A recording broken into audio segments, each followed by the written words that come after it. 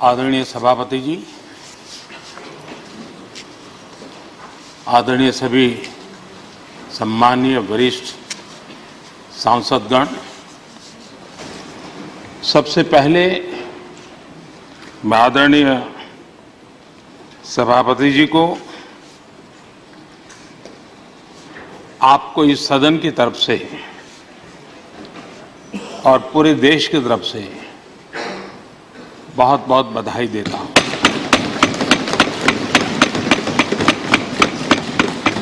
आपने एक सामान्य परिवार से आकर के संघर्षों के बीच जीवन यात्रा को आगे बढ़ाते हुए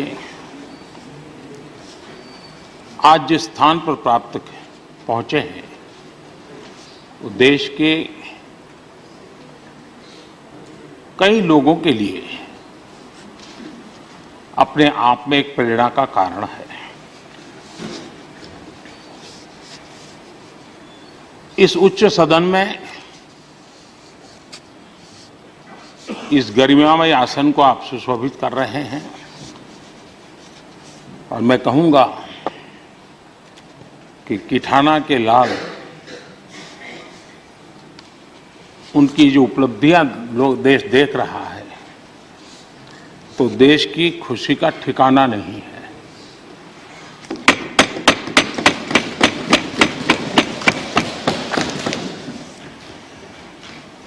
आदरणीय सभापति जी, ये सुखद अवसर है कि आज आर्म फोर्सेस फ्लैग डे भी है।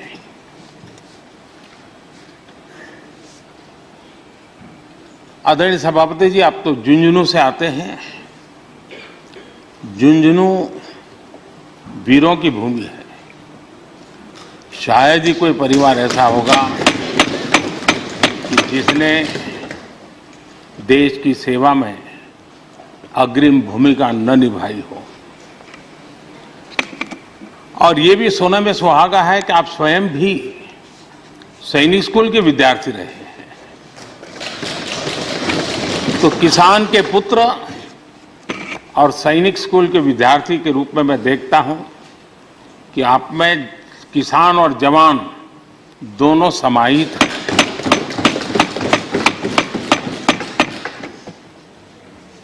मैं आपकी अध्यक्षता में इस सदन से सभी देशवासियों को आर्म फोर्सेस फ्लैग डे की भी शुभकामनाएं देता हूं। मैं इस सदन के सभी आदरणीय सदस्यों की तरफ से देश के आर्म फोर्सेस को सैल्यूट करता हूं।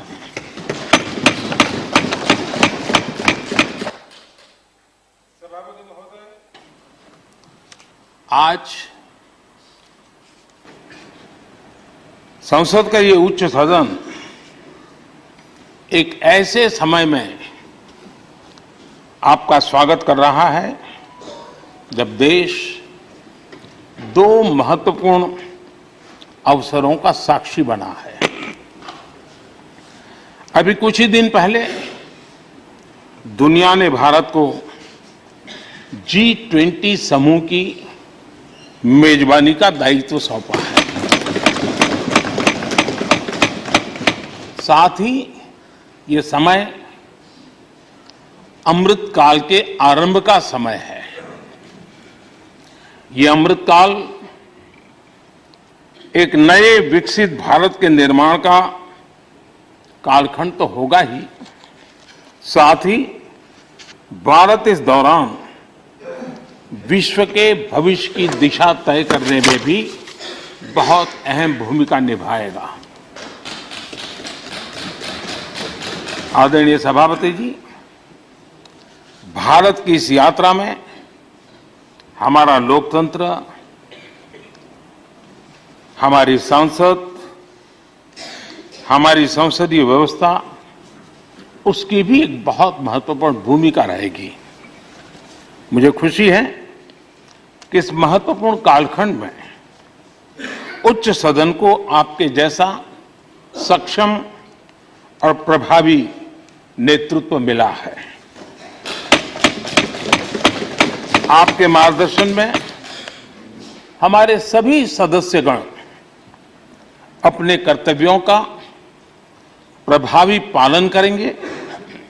ये सदन देश के संकल्पों को पूरा करने का प्रभावी मंच बनेगा। आदरणीय सभापति महोदय, आज आप संसद के उच्च सदन के मुखिया के रूप में अपनी नई जिम्मेदारी का औपचारिक आरंभ कर रहे हैं।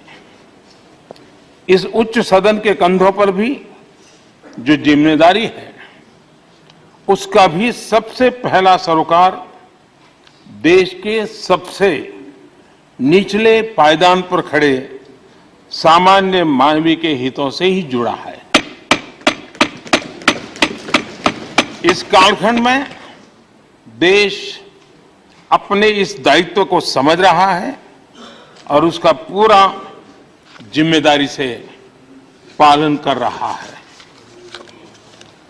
आज पहली बार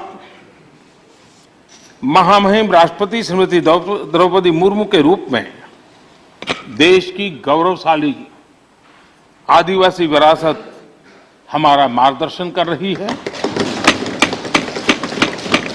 इसके पहले भी श्री रामनाथ कोविंद जी ऐसे ही वंचित समाज से निकलकर देश के सर्वोच्च पद पर पहुंचे थे और अब एक किसान के बेटे के रूप में आप भी करोड़ों देशवासियों की, गांव, गरीब और किसान की ऊर्जा का प्रतिनिधित्व कर रहे हैं।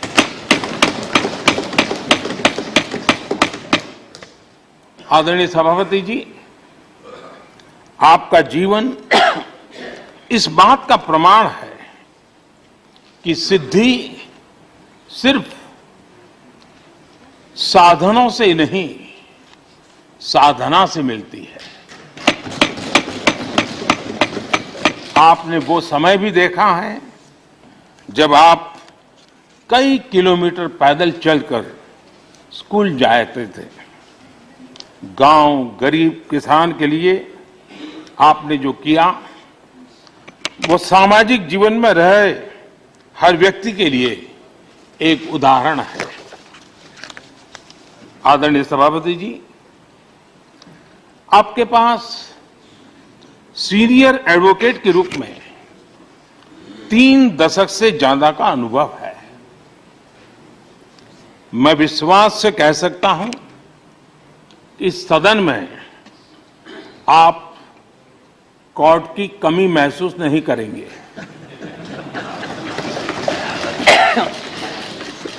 क्योंकि राज्यसभा में बहुत बड़ी मात्रा में वो लोग ज्यादा हैं जो आपको सुप्रीम कोर्ट में मिला करते थे और इसलिए वो मूड और मिजाज भी आपको यहां पर जरूर अदालत की याद दिलाता रहेगा।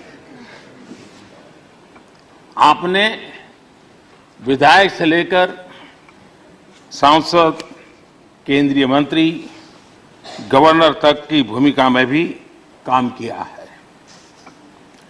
इन सभी भूमिकाओं में जो एक बात कॉमन रही वो है देश के विकास और लोकतांत्रिक मूल्यों के लिए आपकी निष्ठा। निश्चित तौर पर आपके अनुभव देश और लोकतंत्र के लिए बहुत ही महत्वपूर्ण है।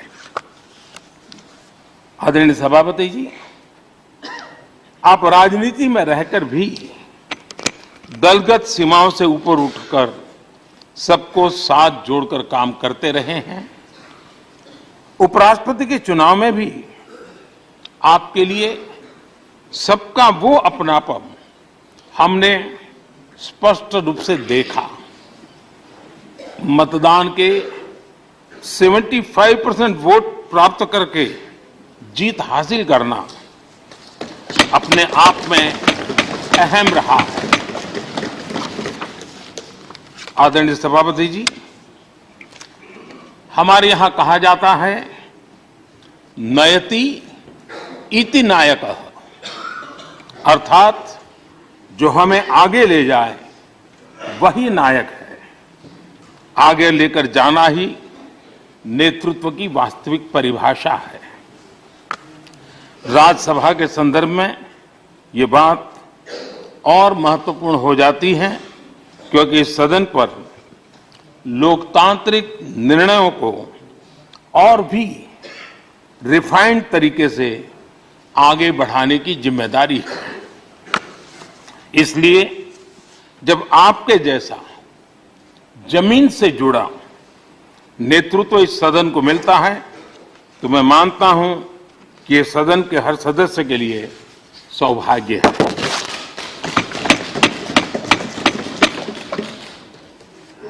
आदरणीय सभापति जी, राज्यसभा देश की महान लोकतांत्रिक विरासत की एक संवाहक भी रही है और उसकी शक्ति भी रही है। हमारे कई प्रधानमंत्री ऐसे हुए जिन्होंने कभी न कभी राज्यसभा सदस्य के रूप में कार्य किया। अनेक उत्कृष्ट नेताओं की संसदीय यात्रा राज्यसभा से शुरू हुई थी। इसलिए इस सदन की गरिमा को बनाए रखने और आगे बढ़ाने के लिए एक मजबूत जिम्मेदारी हम सभी के ऊपर है। आदरणीय सभापति जी, मुझे विश्वास है कि आपके मार्गदर्शन में ये सदन अपनी इस विरासत को, अपनी इस गरिमा को आगे बढ़ाएगा, नई ऊंचाइयां देगा। सदन की गंभीर चर्चाएं, लोकतांत्रिक विमर्श लोकतंत्र की जननी के रूप में हमारे गौरव को और अधिक ताकत देंगे। आदरणीय सभापति महोदय जी, पिछले सत्र तक हमारे पूर्व उपराष्ट्रपति जी और पूर्व सभापति जी इस सदन का मार्गदर्शन करते थे और उनकी शब्द रचनाएं, उनकी तुकबंदी सदन को हमेशा प्रसन्न रखती थी। ठहाके लेने के लिए बड़ा अवसर मिलता था। मुझे विश्वास है कि आपका जो हाजिर जवाबी स्वभाव है वो उस कमी को कभी खलने नहीं देगा और आप सदन को वो लाभ भी देते रहेंगे। इसी के साथ मैं पूरे सदन की तरफ से, देश की तरफ से, मेरी तरफ से आपको बहुत बहुत शुभकामनाएं देता हूं। धन्यवाद।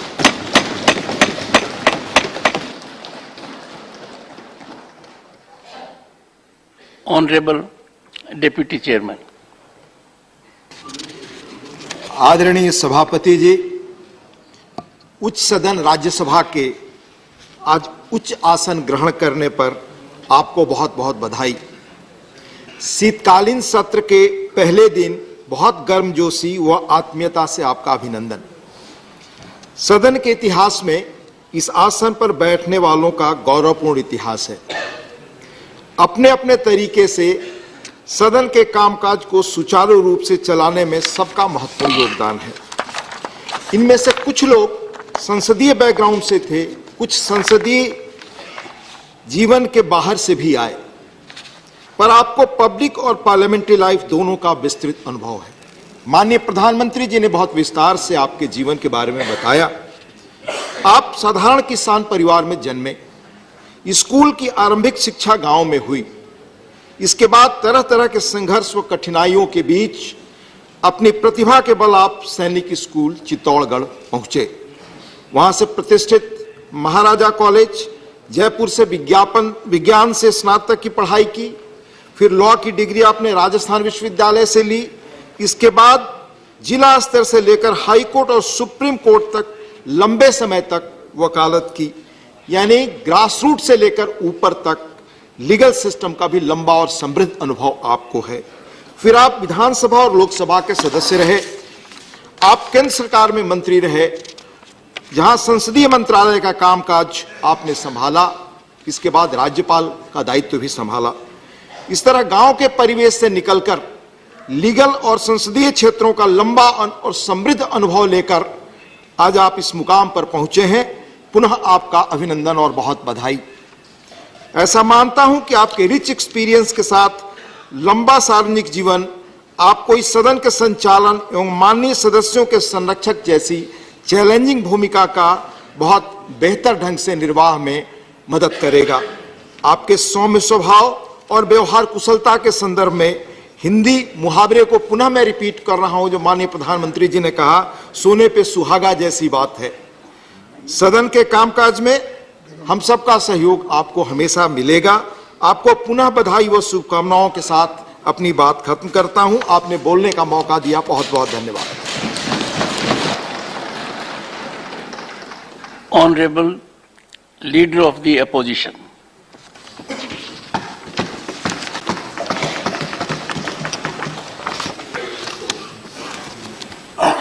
माननीय सभापति जी, विपक्ष के साथियों और अपनी ओर से मैं राज्यसभा के सभापति के रूप में आपका अभिनंदन करता हूं। देश के दूसरे सबसे बड़े संवैधानिक पद उपराष्ट्रपति की जिम्मेदारी आपने 11 अगस्त 2022 को संभाल ली थी। वैसे तो व्यक्तिगत तौर पर आपसे मिलकर आपको बधाई दे चुका हूं, लेकिन अपर हाउस में सभापति के रूप में आपके स्वागत का मौका हमें आज मिला है।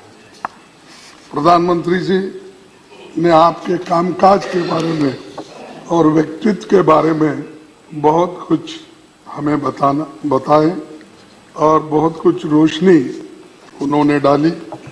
मैं वो फिर से दोहराना नहीं चाहता। मैं एक जरूर कहना चाहता हूं कि अपर हाउस के संरक्षक के रूप में आपकी भूमिका बाकी भूमिकाओं से बहुत बड़ी है। आप जिस आसन पर बैठे हैं वहां देश के कई महान हस्तियां बैठ चुकी है। हमारे 6 सभापति बाद में भारत के राष्ट्रपति भी बने। आप भूमि पुत्र हो, जैसा कि प्राइम मिनिस्टर ने कहा कि किसान के पुत्र, तो मैं तो भूमि पुत्र कहूंगा।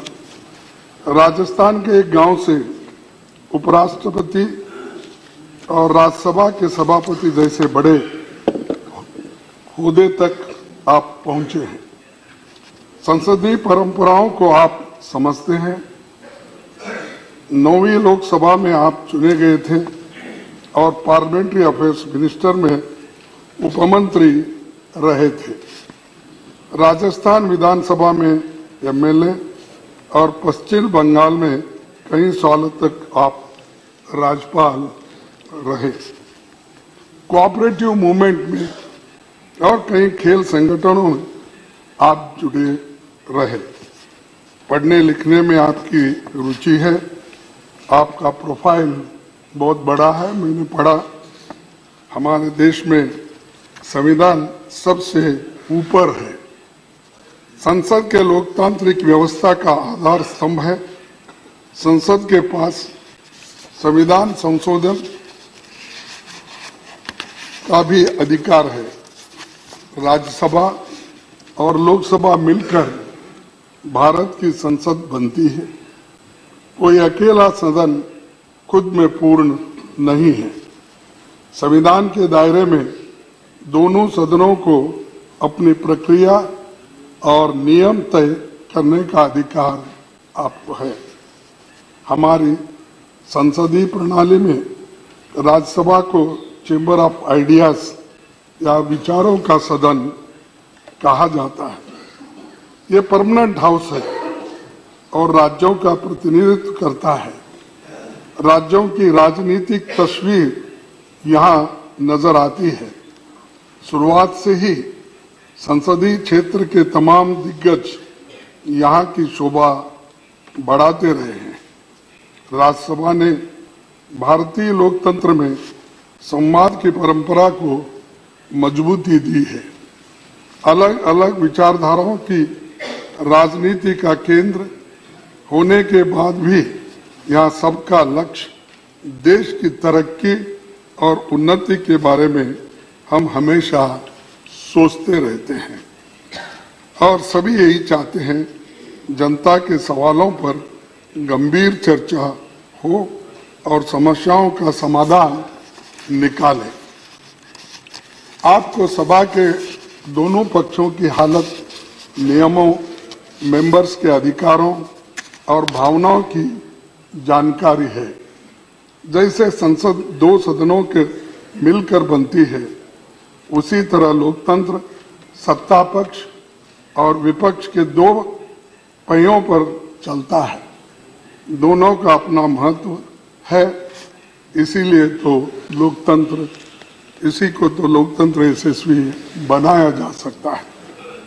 बाबा साहब ने संसद की कार्यवाही को असरदार बनाने के लिए दोनों सदनों के लिए स्वतंत्र सचिवालय के गठन की बात कही थी।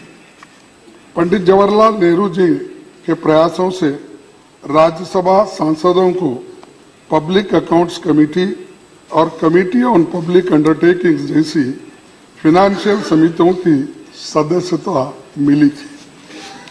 पंडित जवाहरलाल नेहरू जी ने कभी राज्यसभा के अधिकार को कम नहीं होने दिया। 1953 में बजट सत्र के दौरान उन्होंने साफ कहा था कि लोकसभा और राज्यसभा मिलकर भारत की संसद बनाते हैं। हमारे संविधान के अनुसार दोनों सदनों की अथॉरिटी के बीच मनी बिल्स को छोड़कर कोई अंतर नहीं है। आज जब मैं ये बातें कह रहा हूं तो हमें बहुत कुछ बातें याद आ रही हैं। विपक्ष के लोग संख्या बल में भले ही कम हो, लेकिन आप जानते हैं कि उनके अनुभवों और तरक्कों में ताकत रहती है। लेकिन समस्या ये है कि इनकी जगह नंबरों की गिनती होती है, ना कि विचारों के बारे में सोचा जाता है। एक दूसरी दिक्कत ये भी है कि हाउस की सिटिंग्स कम होने के कारण जनता के मुद्दों पर चर्चा के लिए उचित समय नहीं मिल पाता।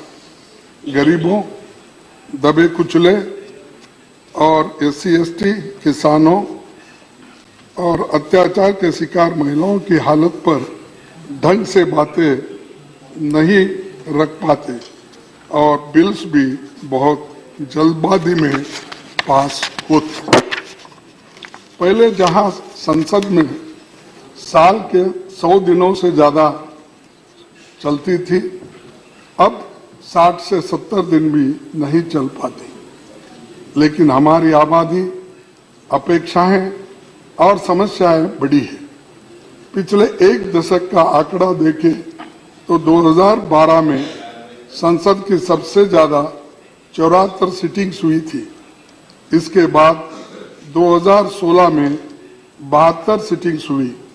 हाउस में सिटिंग्स बढ़ेगी तो अच्छा नतीजा निकलेगा और मैं आपसे आशा करता हूं कि आपके नेतृत्व में चर्चा के दिन बढ़ेंगे। सभापति जी, आप तो कानून के जानकार हैं। आप इसे अच्छी तरह समझें कि कानून अगर जल्दबाजी में बनते हैं तो उनमें खामियां होते हैं और सुप्रीम कोर्ट, हाई कोर्ट के जो जजेस है उनकी टीका टिप्पणी भी हम पे होती रहती है।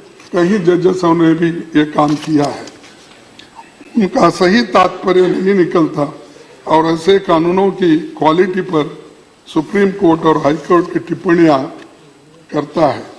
ये हमारी संसद की प्रणाली की सेहत और इमेज को ठीक नहीं लगता। तो इसलिए हम चाहते हैं कि बिल्स को ठीक से एग्जामिन करने के काम को सेलेक्ट, जॉइंट और निचले सदन में स्टैंडिंग कमेटी इस विभाग संबंधी संसदीय समिति को ज्यादा से ज्यादा भेजा जाए और बिल्स को इन समितियों में भेजे जाए, वहां इन पर विस्तार से चर्चा हो।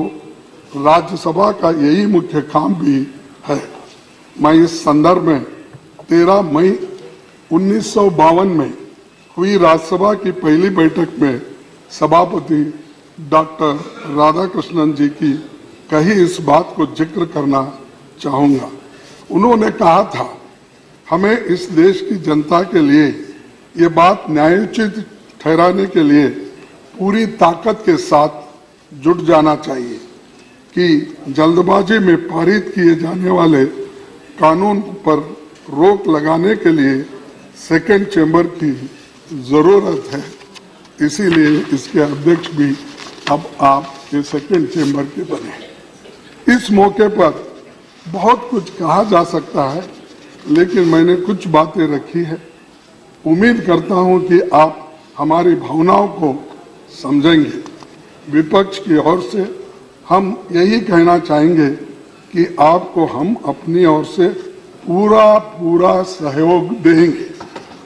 और मैं एक बात मैं कहना चाहता हूं, मुझे वो बात जरा खटक रही मुझे, क्योंकि जब कोई हमारे अपोजिशन के लोग मिलते हैं, हमारे पार्टी के लोग मिलते हैं, तो लास्ट यहाँ पर सदन में मैं कुछ एक शेर बोला था, शायरी बोली थी, उसके ऊपर ज्यादा से ज्यादा आप ध्यान देकर मुझे क्यों ऐसा कहे ये बात आपने बार बार कहा है, लेकिन मैं ये दोहराऊंगा कि इसको भी आप बुरा नहीं मानना चाहिए, क्योंकि ये सदन का है। मेरे बारे में कोई राय मत बनाना गालिब, मेरे बारे में कोई राय मत बनाना गालिब, मेरा वक्त भी बदलेगा, तेरी राय भी बदलेगी। तो ये कहते हुए मैं आपको धन्यवाद देता हूं और ये सदन बहुत सुरक्षित चलेगा और हम पूरी कोशिश करेंगे हर बात पर आपको सहकार देने के लिए। धन्यवाद। Shri Derek O'Brien.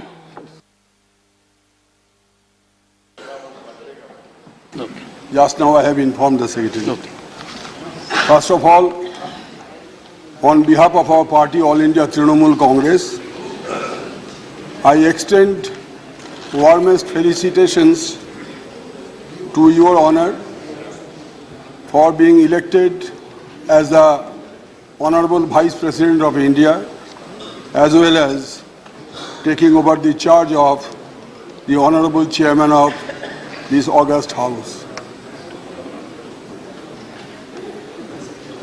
For the past 4 years, we have experienced your style of functioning when you were the Honorable Governor of West Bengal, and personally speaking, I got the opportunity to exchange a few letters with you on some legal and constitutional issues, from I could understand that my friends who used to tell me that this governor is a constitutional expert and a legal luminary, I could find from the expressions made by your honor in those communications, actually that belief was further strengthened.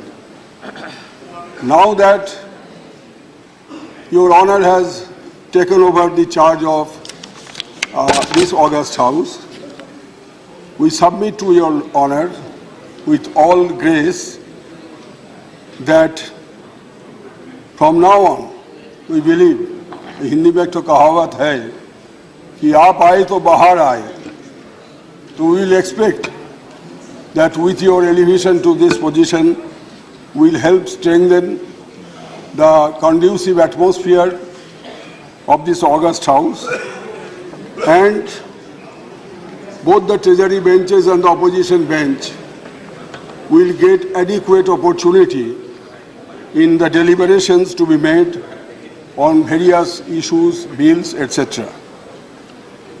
Now, I have some suggestions to make for your kind consideration. हमने देखा कि लोकसभा में कुछ bill, कुछ मुद्दा बहुत देर तक चर्चा होते हैं, लेकिन कभी कभी ऐसा हुआ कि हम राज्यसभा में उतना समय हम लोगों को मिलता नहीं है, जो कि जरूरी मुद्दा है देश के लिए, वो मुद्दा को ज़्यादा समय तक होना चाहिए। खास करके जो छोटे पार्टी है उनको 2-3 मिनट समय मिलता है। हम भी कभी कभी कुर्सी में बैठते हैं as vice chairman. This time also you have made me one of the vice chairman in the panel. So छोटे पार्टी के लिए बहुत दर्द होता है, महसूस करता हूँ, क्योंकि उनको समय नहीं मिलता है। तो इसलिए इसको थोड़ा बढ़ाना चाहिए समय, नहीं तो लोकसभा और राज्यसभा का रिलेशन, वो लोकसभा बने रहेगी, राज्यसभा पर लोकसभा ना बने, ये हमारा आशंका है। जिस तरह समय कम होते जा रहा है धीरे धीरे, मैंने पिछले 11 साल में देखा, तो इसको मेरा आपसे निवेदन है मेरा। दूसरा, जैसे कि हमारे honourable leader of the opposition ने बताया कि scrutiny of the bills, that is very important by the standing committees and at times by the select committee also. This is my second suggestion. And the third suggestion is, because it is required for better legislation, unless the bills are scrutinized properly, either by the standing committee or by the select committee at times, then mere discussion will not be helpful. Our party's further suggestion is that we require one short duration discussion or calling attention, either or, every week, per week. Half an hour discussion or the short duration discussion or calling attention. And there is rule 267, which is very sparely adhered to for reasons not known to us, but there was time. We have experienced that on greater issues, national issues, discussion on under Rule 267 was allowed very frequently. My only suggestion would be that at least per session, one issue under 267 may be taken up. Yes. This is my suggestion. And the opposition voice, in a democracy, as we know, the voice of dissent is also to be listened. Otherwise, the concept of or the idea of participating in democracy will be a futile exercise. With these words, I wish you all the best for the coming years. Thank you, sir.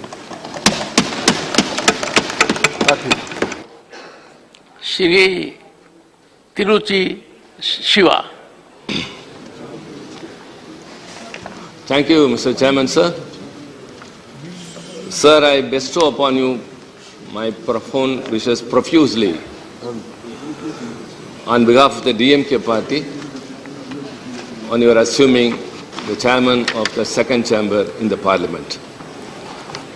Sir, when our party leader and Chief Minister of Tamil Nadu, Mr. M.K. Stalin, has met you to congratulate you on your having been elected as the Vice President, you have expressed your wishes how to run the House, and he has assured you that DMK will extend its fullest cooperation in running a smooth House. And I stand by his words, sir, and I assure you again on behalf of the members of my party here that we will ensure that we will cooperate in all the ways for a smooth running of the Parliament.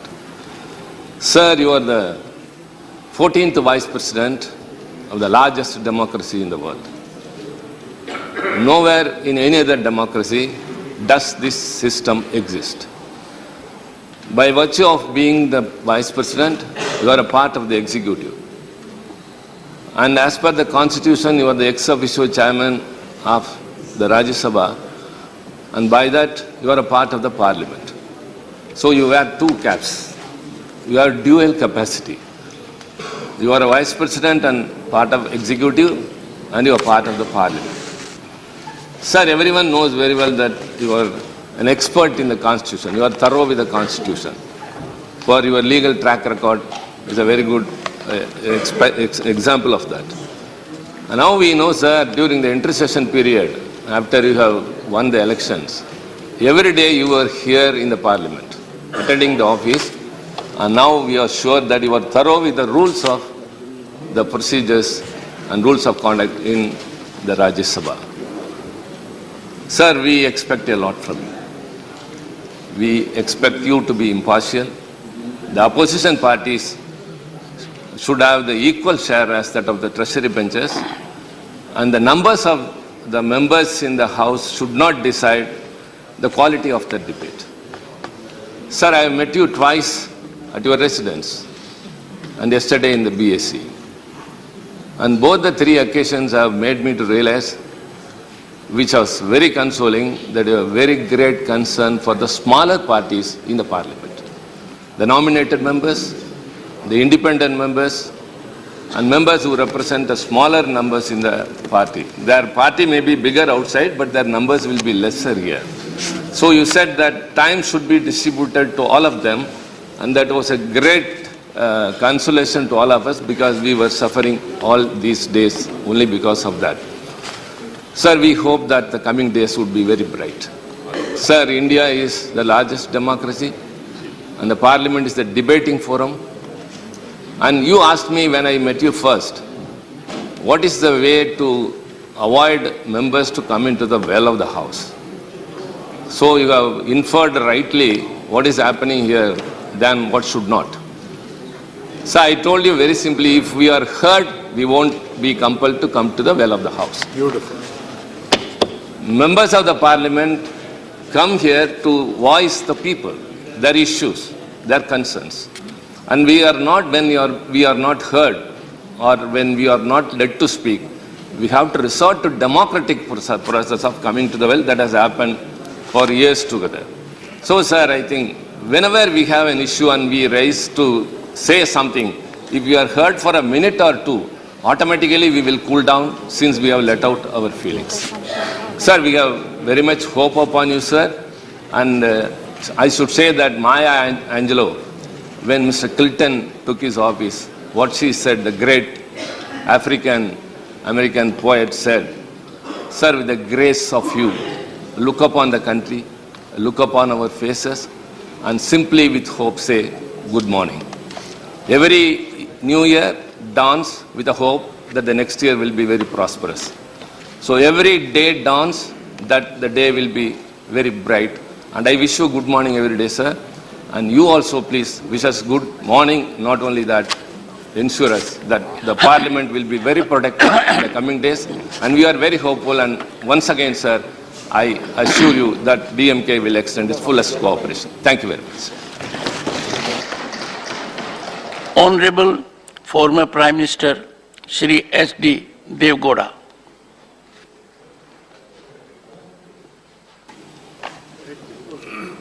So you want to sit and speak? Sit down and talk. Respected Chairman, sir, I am the only one single member in this House. What the bitter experience from last 20 years, it is very difficult to get an opportunity to speak. The decision made by both the houses, a single member cannot take more than 2 to 3 minutes. That is a bitter experience I had either in this house or in the other house. Sir,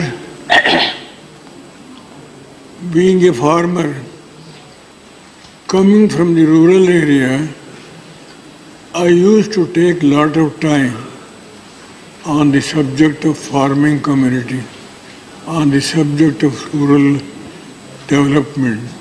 But unfortunately, the time fixed only 2 to 3 minutes. This is the better experience I have got.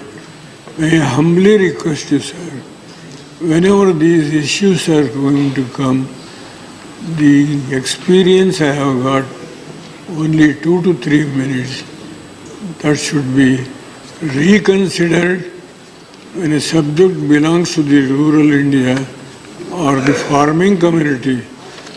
Any development thing, I don't want to take unnecessary time of the house. This is only request I would like to make to the Honorable Chairman and the Vice President of India. With these words, I once again thank you very much, sir. If you allow me to speak few minutes more on the issue of farming community and also rural development. This is a humble request, Mr. Vice President and the Chairman of this House.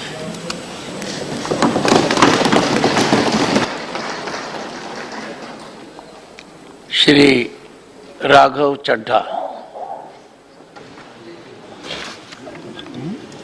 Sir, मैं आम आदमी party की ओर से, हमारे नेता अरविंद केजरीवाल जी की ओर से आपका बहुत बहुत अभिनंदन करता हूं और इस नई पारी के लिए आपको खूब सारी शुभकामनाएं देता हूं।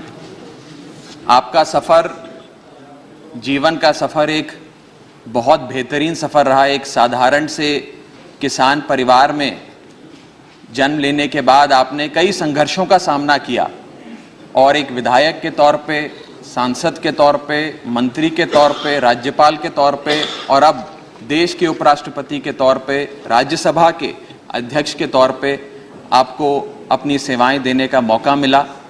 हम जैसे लाखों युवाओं के लिए आपका जीवन, आपका करियर एक प्रेरणा स्रोत है सर।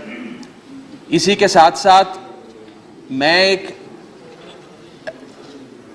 कृषि प्रधान सूबे का प्रतिनिधित्व इस सदन में कर रहा हूं, उसका एक रिप्रेजेंटेटिव बनके इस सदन में आया हूं और ये मेरा मानना है कि क्योंकि आप एक किसान परिवार से आते हैं, आपका परिवार सदैव से खेती और किसानी से जुड़ा रहा है, तो इस देश के किसानों के मुद्दे इस सदन में गूंजेंगे और उनके अधिकारों की बात होगी। इसी के साथ साथ सर, बीते कुछ हफ्तों में जब से आप उपराष्ट्रपति बने, आपने इस सदन के लगभग सारे सदस्यों से एक व्यक्तिगत रिश्ता सा बनाया है।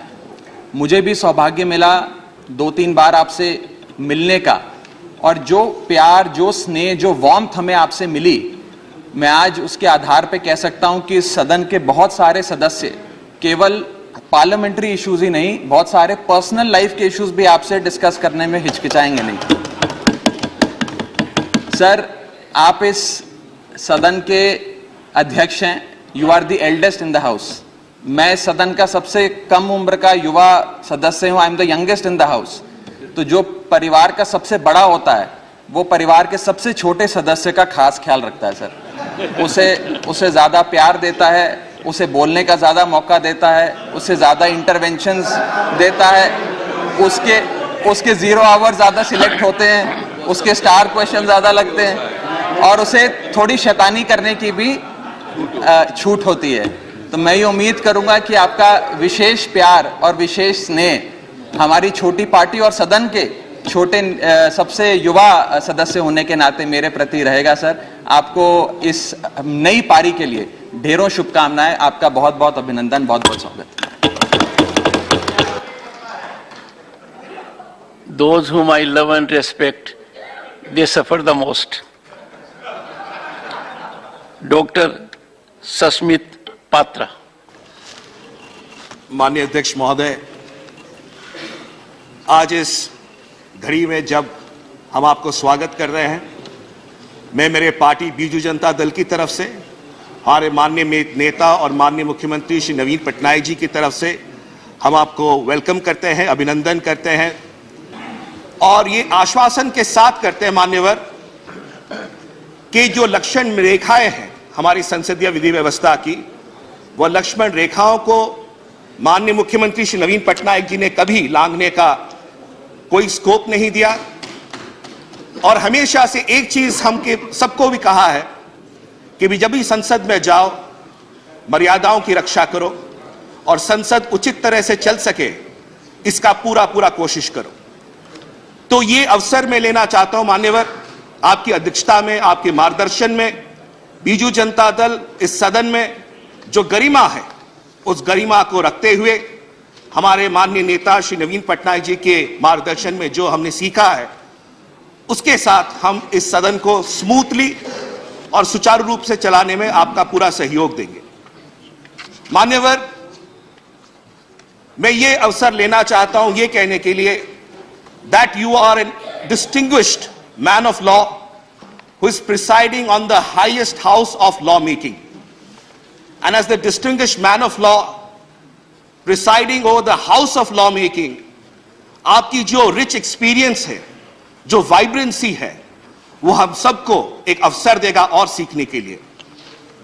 मान्यवर, कई माननीय सदस्यों ने आपकी इंटेलेक्ट के बारे में कहा, मैं आपके विशाल हृदय के बारे में दो शब्द कहना चाहूंगा। मान्यवर, कुछ ही दिन पहले मैं अपने परिवार के साथ सदन में आया था और सदन बंद था तो उनको घुमाने लेके आया था और जब मैं घुमान लेके आया यहां पर तो मुझे सुनने में आया कि आप चेंबर में हैं, आए हुए हैं। स्वाभाविक तौर से आप अध्यक्ष हैं, माननीय उपराष्ट्रपति जी हैं, तो अपॉइंटमेंट लिया जाता है, प्रोटोकॉल लिया जाता है और उसके बाद आपसे मिला जाता है। पता नहीं मुझे क्या हुआ, मुझे लगा आपसे मैं मिला एक दो बार, मुझे लगा कि नहीं, मैं माननीय अध्यक्ष जी को एक स्लिप भेजता हूं कि मैं अपने परिवार के साथ आया हूं, क्या मुझे 30 सेकंड आपके मिल सकते हैं। माननीय अध्यक्ष महोदय, आपका इतना विशाल हृदय है कि आपने सिर्फ दरवाजे नहीं खोले, आपका दिल का हृदय खोला, पूरे परिवार को अंदर बुलाया, चाय पिलाई, गपशप करी और मेरे बच्चों को भी आपने इंस्पायर किया। यह बताता है कि किस तरह से आपका हृदय, आपकी सोच सिर्फ सांसदों के लिए नहीं, उनके परिवारों के लिए है और आपके जो विश्वास है कि किस तरह से आने वाले दिनों में इस सदन को और आगे लिया जा सकता है, ये इसका एक प्रतिबिंब है। मान्यवर, आपने बिजनेस एडवाइजरी कमेटी में कल एक बहुत खूबसूरत बात कही, मैं शांत होकर सुन रहा था। आपने कहा that whenever there is any matter, I will first look to the opposition, then I look to the government and then again I look to the opposition. That shows the strength, that shows your commitment, that shows your vision of running the house, sir. I thank you for that. मान्यवर, आखिरी बात कहूंगा, ये सदन council of states है, हम उड़ीसा से आते हैं और कई ऐसे विषय होते हैं जो कि सदन में स्टेट्स के बारे में चर्चा होती है। मान्यवर, जब प्राइवेट मेंबर्स की तरह हम लोग आते हैं, हमारे 0 आवर आते हैं, हमारे स्पेशल मेंशंस आते हैं, कई बार एडजर्न हो जाता है, धुल जाता है। मान्यवर, तो एक अपेक्षा यह है कि हम जो रीजनल पार्टीज हैं, हमारे पास ज्यादा स्कोप नहीं होता बिल्स पे चर्चा करने के लिए, तो ये जो 0 आवर्स रहते हैं, स्पेशल मेंशंस रहते हैं, अगर इसमें कोई प्रावधान आप करें जिससे कि रीजनल पार्टीज जो स्टेट से चल के आती हैं इस काउंसिल ऑफ स्टेट्स में अपनी आवाज को और रख सके, ये काउंसिल ऑफ स्टेट्स का जो सोच है उस सोच को और गरिमा देगा। आखिर में मैं सिर्फ यही कहूंगा, उड़िया में 2 शब्द कहूंगा कि आपनों को अनेक अनेक स्वागत, अनेक अनेक अभिनंदन, आमर समस्त शुभेच्छा आपण सहित रही, आपण सहित रहिबो, आपके साथ हमारी शुभेच्छाएं हैं, आपके साथ हमारा अभिनंदन है और हम आशा करते हैं आपके मार्गदर्शन में हम और आगे बढ़ेंगे। बहुत बहुत धन्यवाद। नमस्कार। श्री रामदास अठावले।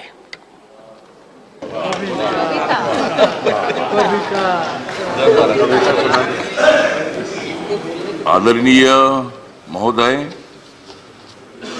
मैं तो अन्याय के खिलाफ लड़ा हूं, मैं तो अन्याय के खिलाफ लड़ा हूं, इसलिए आपको बधाई देने के लिए यहां खड़ा हूं। आपका अनुभव बहुत ही बड़ा है, आपका अनुभव बहुत ही बड़ा है, इसलिए आपने संघर्ष का पहाड़ चढ़ा है। मेरे पार्टी का मैं हूं अकेला, मेरे पार्टी का मैं हूं अकेला, लेकिन मेरे हाथ में है संविधान का पेला। मैं हूं मेरे पार्टी का अकेला, लेकिन मेरे हाथ में है संविधान का पेला। मैं तो हूं आपका सच्चा चेला, मैं तो हूं आपका सच्चा चेला, मुझे मत छोड़ो अकेला।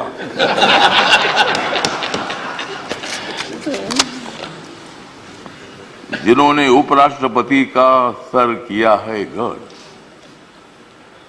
जिन्होंने उपराष्ट्रपति का सर किया है गढ़, उनका नाम है धनखड़। हमें मिलकर उखाड़ देनी है विषमता की जड़, हमें मिलकर उखाड़ देनी है विषमता की जड़, इसमें जरूर सफल होंगे आदरणीय धनखड़। हाउस में जो सदस्य करेंगे फ्रैक्शन, हाउस में जो सदस्य करेंगे फ्रैक्शन, उनके ऊपर होनी चाहिए कड़ी एक्शन। हमें तो मजबूत करना है भारत नेशन, हमें तो मजबूत करना है भारत नेशन, हंगामा करने की हमें नहीं चाहिए फैशन। तो हमें पूरा विश्वास है कि आप बहुत बड़ा संघर्ष करते करते यहाँ पहुंचे हैं। गांव से आकर किसान के बेटे के माध्यम से आप इतने बड़े उच्च पद पर आए हैं। इसमें आपका अनुभव, आपका बहुत बड़ा संघर्ष है, बहुत बड़ा काम आपने किया है। आपने पश्चिम बंगाल में गवर्नर का जो काम किया है, बहुत बड़ा वहाँ चैलेंज था, वहाँ काम करना बहुत बड़ा मुश्किल था, लेकिन आपने बंगाल में बहुत अच्छा काम किया है और बंगाल में अच्छा काम आपने किया है, इसीलिए आपको यहाँ लाने की कोशिश जरूर हुई है। मतलब आप एक संघर्षशील नेता है। मतलब वहाँ अगर आपका काम ठीक नहीं होता था तो शायद ये पद आपको मिलना बहुत बड़ा मुश्किल था, लेकिन आपने बहुत अच्छा काम किया है। ठीक बात है, बंगाल भी अपना ही है, सभी बंगाल के नेता भी अपने हैं, देश का एक वो राज्य है और कोई भी राज्य हो, यहाँ किसी पार्टी की सत्ता आती है जाती है, कोई मुख्यमंत्री होता है, कोई नहीं होता है। कभी हम भी मतलब 3 बार सांसद रहे लोकसभा में और मैं शिरडी में मैं हार गया, लेकिन मैं घर में बैठा नहीं, मैं घूमता रहा, मैं कांग्रेस पार्टी के साथ रहा। कांग्रेस पार्टी के मेरे सभी दोस्त हैं, समाजवादी पार्टी के मेरे दोस्त हैं, कम्युनिस्ट पार्टी के मेरे दोस्त हैं और अभी बीजेपी के मेरे दोस्त हैं। मैं सब बीजेपी के साथ में आया हूँ और भारतीय जनता पार्टी के साथ मैं इसलिए आया हूँ कि मुझे शिरडी में हारा गया, मुझे मंत्री ने बनाया, फिर मैं उधर क्या करूँ। तो इसीलिए मुझे मतलब कांग्रेस पार्टी को छोड़ना पड़ा और मैं नरेंद्र मोदी जी के नेतृत्व में सबका साथ सबका विकास दिख रहा है सारा प्रकाश, मतलब ये जो प्रकाश दिख रहा है, तो नरेंद्र मोदी जी के नेतृत्व में मैंने निर्णय ले लिया कि मैं बाबा साहब अम्बेडकर जी का अनुयायी हूँ। बाबा साहब अम्बेडकर जी ने सत्ता में आना चाहिए बताया है, मेरी अकेली पार्टी सत्ता में नहीं आ सकती है, किसी के साथ मिलकर ही सत्ता में आ सकता हूँ। और मेरे पार्टी का मुझे लोग पूछते हैं कि तुम्हारा पार्टी का एक भी लोकसभा में मेंबर नहीं है तो भी आप मंत्री कैसे हैं, तो मैंने बोला आप माननीय नरेंद्र मोदी जी को जाकर पूछो, मतलब मैं कैसा मंत्री हूँ। मतलब मैं अकेला हूँ, लेकिन मेरे पार्टी के लोग पूरे देश भर में है, नॉर्थ ईस्ट में मेरी पार्टी सभी पार्टी है और मुझे बोलने का मौका दीजिए। मुझे मालूम है कि आप बहुत अच्छे आदमी हैं और मैं आपको, हाँ, आप मुझे हर बार बोलते थे कि हमको कविता सुनाओ, अगर आप मुझे ज्यादा बोलने के लिए देंगे तो मैं कविता सुनाऊंगा, नहीं तो एक भी कविता नहीं सुनाऊंगा। तो ठीक बात है, तो इसीलिए मतलब कविता सुनाता भी रहूंगा और आप एक अनुभव है तो इसीलिए अपोजिशन को भी आप मौका दीजिए, हंगामा करने के लिए मौका दीजिए, लेकिन एक आधा दिन हंगामा करने के लिए मौका दीजिए, दूसरे दिन एक्शन होना चाहिए और हाउस का काम भी मतलब चलना चाहिए। इसीलिए आप एक सर्वोच्च हाउस के आप चेयरमैन बन गए हैं। इसीलिए मैं, मेरी जो आरपीआई है, रिपब्लिकन पार्टी है, गरीबों की पार्टी है, दलितों की पार्टी है, इस पार्टी की तरफ से मैं आपके साथ हूँ। मैं हमेशा आपको साथ देता रहूंगा और आप मुझे बोलने का मौका देते रहो। जय भीम, जय भारत। डॉक्टर के Keshav Rao. Thank you very much, sir.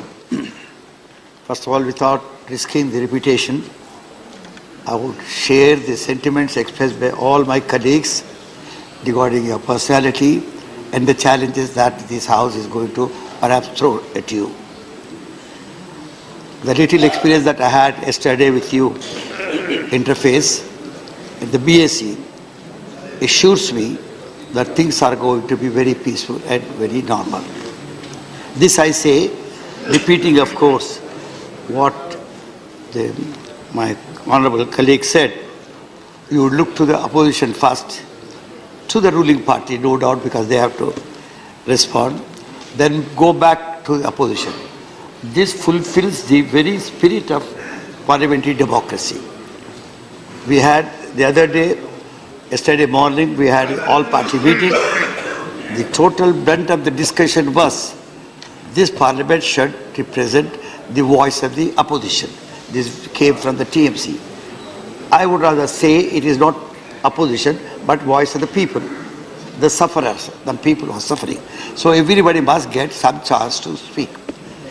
And the answer to that was time management. Sir, I would not take much time, but except tell you, this is nothing but time management. Rules are rules, but some have to be kept by the spirit and some by their word. And I tell you, you might be an expert in constitution, which you are.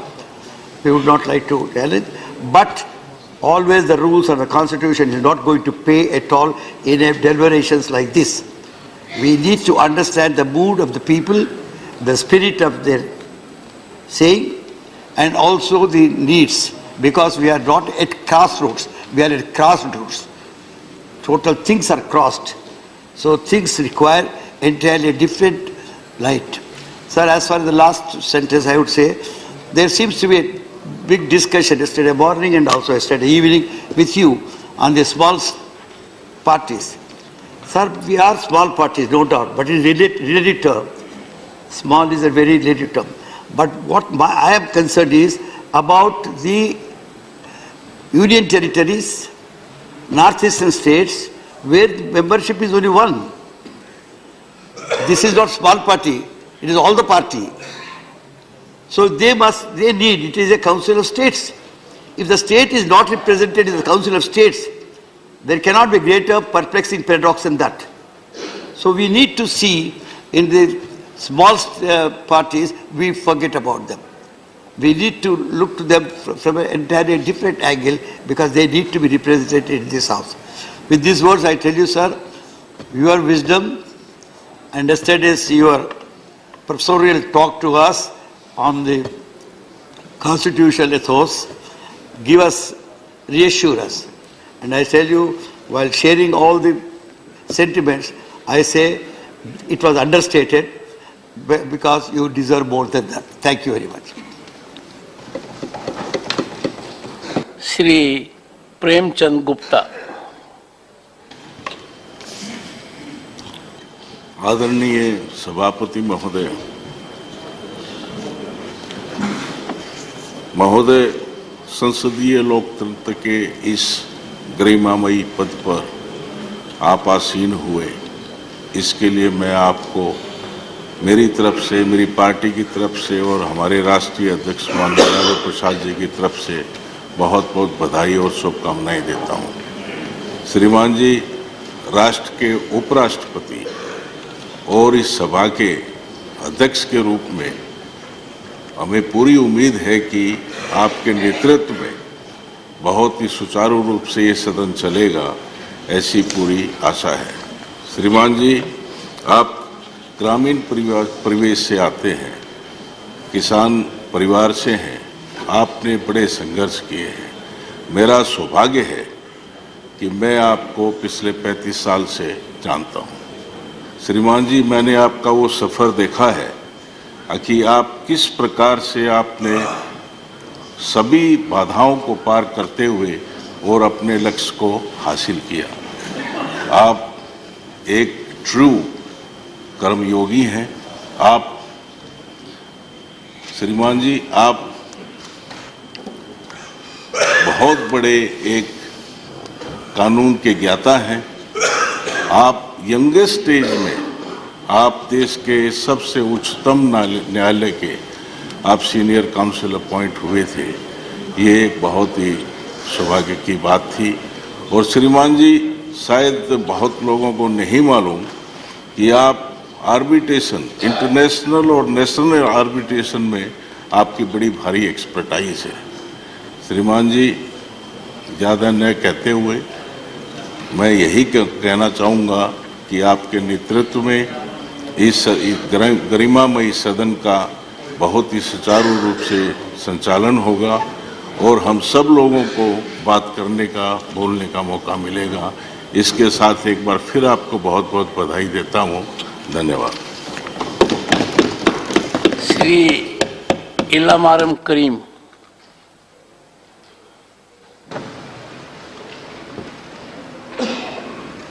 Button वो दबाया, light ये जल रही। Honorable Chairman, on behalf of Communist Party of India Marxists, I welcome the chair in the chairman post.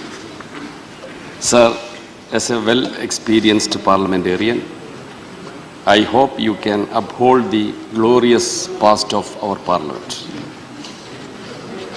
Our nation is defined as a union of states by the Constitution.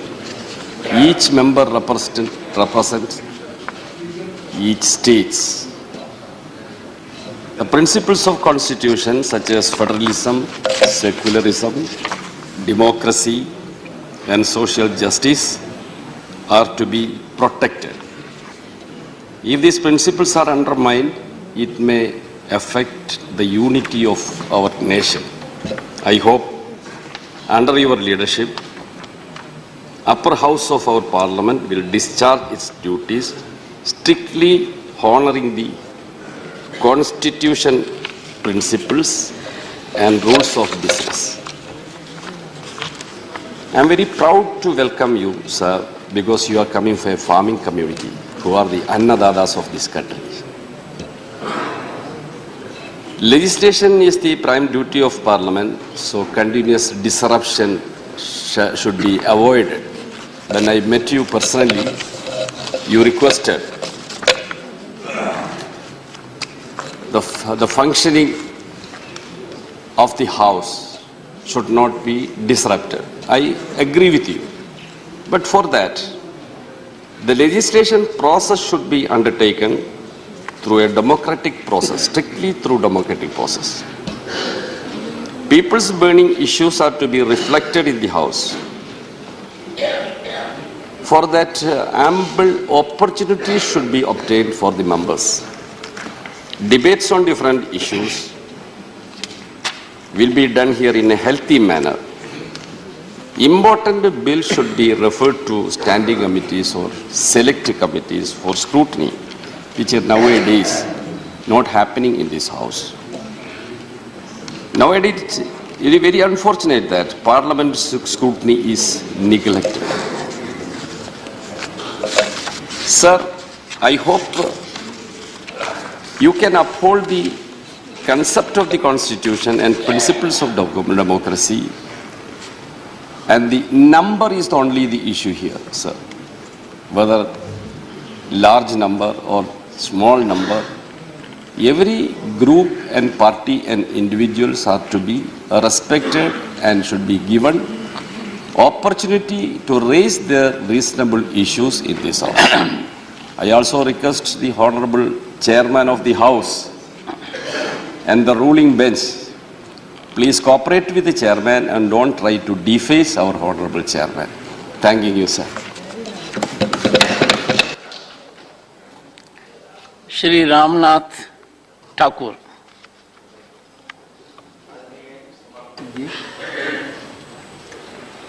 मैं अपने दल Janata Dal you हमारे नेता नीतीश कुमार जी की तरफ से और मैं अपनी तरफ से अपने परिवार की तरफ से आपका हार्दिक अभिनंदन, हार्दिक स्वागत करता हूं। मैं दो बातों की तरफ आपसे निवेदन के तौर पर रखना चाहता हूं। छोटे छोटे दलों को आप जिस तरह आप गरीब परिवार से आए हैं किसान के रूप में, वरिष्ठ अधिवक्ता के रूप में, जब आपके यहाँ गरीब मुवक्किल आते रहे होंगे तो उनके प्रति जो आपकी हमदर्दी रहती होगी, उस हमदर्दी को रखते हुए आप छोटे छोटे दल के लोगों को अधिक समय देकर आप गौरवान्वित करने का अनुभव प्राप्त करेंगे, यह आपसे मेरा निवेदन है। अंत में मैं आपसे कहना चाहता हूं कि जो कुछ मेरे पास था तुझ तक ले आया हूं। देख देख दामन छोड़ के न जाना तू, याद रहे हम सबकी, यही कहने आया हूं। धन्यवाद। Doctor थम्बिदुरई। Honorable Chairman, Vanakkam sir. On behalf of ADMK party and my General Secretary Edappadi Palaniswamy, I congratulate you to occupy this highest position, sir. Sir, you know very well, as Prime Minister said, so many eminent persons served in the House, still serving eminent persons in the upper house. You are seeing the photograph opposite Dr. Radhakrishnan. He's a great philosopher and occupied that position which you are occupying now. Therefore, you are an eminent person and also you served as a minister in the 9th Lok Sabha. My association with you at that time where I also served the 9th Lok Sabha, as a minister you performed very well. Not only in the Lok Sabha, at the same time as a minister you visited the Rajya Sabha also. There it is not a new thing to you. Sir, and also as I said, sir, eminent persons means, always I remember our Tamil Nadu great leader, Parent Anna, who occupied this in the house and gave many lectures here, many speeches also. Same way, my leader, Madam Amma Jayalalitha also served in the same Rajya Sabha. Therefore, we are also on the opportunity to serve here under your leadership and your guidance, sir. As our honourable member said, this house is a part of the parliament, I accept that. At the same time, it represents the council of states. Most of the members representing from various states, they have come over here, not only pass many legislation, and also they protect the states' rights, federalism. The federalism is the most concept. This is the house represents that, sir. And also, sir,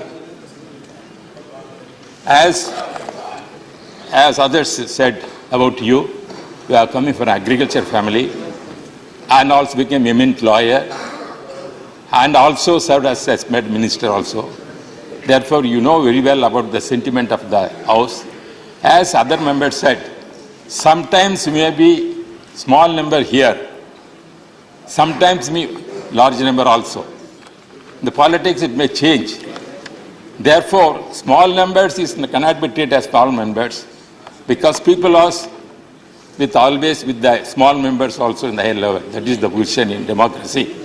Therefore, as others requested, we have to give the more time to others. And also one representation I want to make is humbly to make to you, sir. When you were calling for I also served as a presiding officer nearly 15 years in the Lok Sabha. As Deputy Speaker Lok Sabha panel of chairman, I served there 15 years. When I am presiding over, at that time we are taking the numbers of when allocating the time for the various political parties. At that time we have to call the small party different numbers we have to take, sir. Here what is happening? Single member is called the same time, 4 members we are also part at the same time. It is calling. It's not correct, sir. That I request you, the numbers has to take it. The Lok Sabha we have to take first numbers only. That according to that we are calling. But here the system is different. I request you please to consider it. And also, sir, I am having very affectionate with you, and I hope that on behalf of my ADM party, I am supporting you. And once again, I congratulate you on behalf of my ADMK party and my General Secretary, thank you very much, sir. Shri Praful Patel.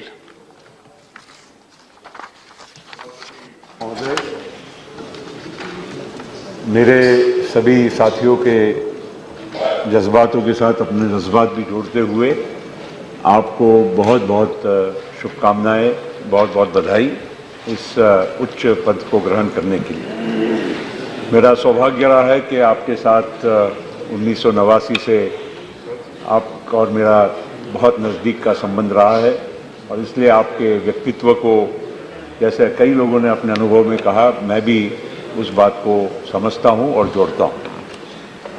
ये सदन के बारे में और बाकी अपने अपने अनुभवों के बारे में कई हमारे साथियों ने यहाँ पर चर्चा की है, इसलिए उसी बात को या आपके व्यक्तित्व के बारे में दोहराते न हुए ये मैं कहूँगा कि लोकशाही में ये तो अलग बात है कि किसी के संख्या ज़्यादा होती, किसी की कम होती है। कई लोगों ने बोला है इस बारे में।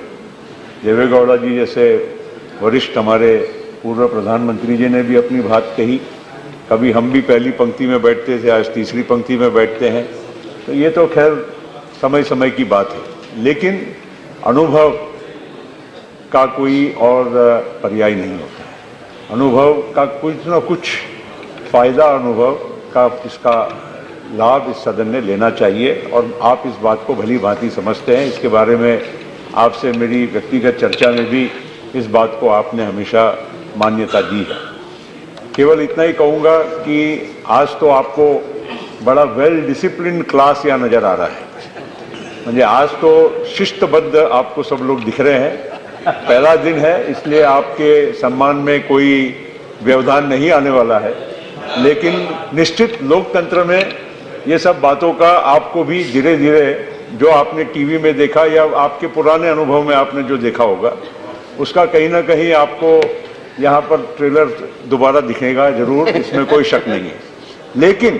लेकिन मैं कहूँगा ये लोकतंत्र की ये एक बहुत बड़ी बात है। आप इसको एक कभी कभी प्रेशर कुकर में जैसे स्टीम छोड़ा जाता है, वैसा आप अगर उसको मॉड्यूलेट करेंगे तो निश्चित इस सदन को दोनों बाजू से आप चलाने में बहुत सफल रहेंगे। इतना मैं आपको जरूर विश्वास देना चाहता हूं। अंत में इतना ही कहूंगा कि हमारी पार्टी, हमारे नेता शरद पवार जी, एनसीपी की ओर से, हमारे सदस्यों की ओर से, कि हमने आज तक कभी ये लक्ष्मण रेखा, जो पार्लियामेंट्री जो गरिमा है और जो हमारे जो रूल्स है, इसको ध्यान में रखते हुए कभी वो लक्ष्मण रेखा का उल्लंघन नहीं किया है। हमारे ओर से आपको पूरा सहयोग मिलेगा, आगे भी रहेगा, हमेशा रहेगा। और आपको मेरे ओर से, मेरी पार्टी की ओर से, मेरे नेता की ओर से फिर से बहुत बहुत शुभकामनाएं देते हुए आपका सफल कार्यकाल रहे, इसकी प्रार्थना करते हुए आपसे रजा लेता हूं। Honorable members, the list is long. I am overwhelmed. I would only suggest we economize time. Professor Ram Gopal Yadav. श्रीमान, मैं अपनी समाजवादी पार्टी और अपनी तरफ से आपका हृदय से स्वागत करता हूँ। आपसे जब मैं पहली बार मिला तो आप जितना खुलेपन से मिले, क्योंकि इससे पहले जब मिलते रहे तो एक प्रोटोकॉल की जो दीवार बनी रहती थी, उतना ही मिलना, यहाँ बैठना, इतनी दूर बैठना, वो कुछ नहीं था। ये एक स्वाभाविक रूप से बहुत ही अच्छी बात थी और हमारे सारे मेंबर्स ने ये महसूस किया और उसकी तारीफ भी की।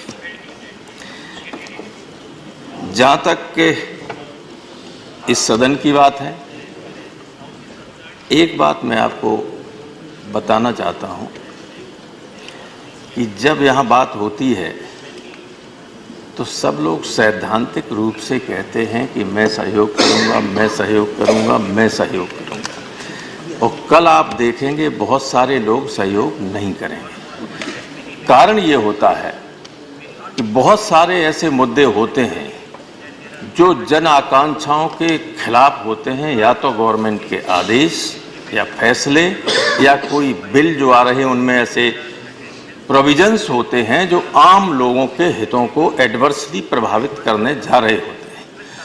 तब जनता, जिनके हम प्रतिनिधि हैं, उनकी अपेक्षा होती है कि हमारी बात को यहाँ बैठे हुए लोग कहें, और अगर इजाजत नहीं दी जाएगी तो ये साइलेंट नहीं बैठ सकते, और साइलेंट बैठेंगे तो कल हमसे कहेंगे हमारे हितों के खिलाफ जब कानून बन रहे थे तो आप क्या कर रहे थे हाउस में। ये मजबूरी विपक्ष के लोगों की समझने की आवश्यकता है सबको। इसलिए मैं आपको बधाई तो देता हूं, स्वागत करता हूं, लेकिन ये आपसे वादा नहीं करता हूं कि सदन में व्यवधान उत्पन्न नहीं होगा। अगर जनहित के खिलाफ कोई बात होगी तो निश्चित रूप से होगा। बहुत बहुत धन्यवाद। Shrimati Priyanka Chaturvedi.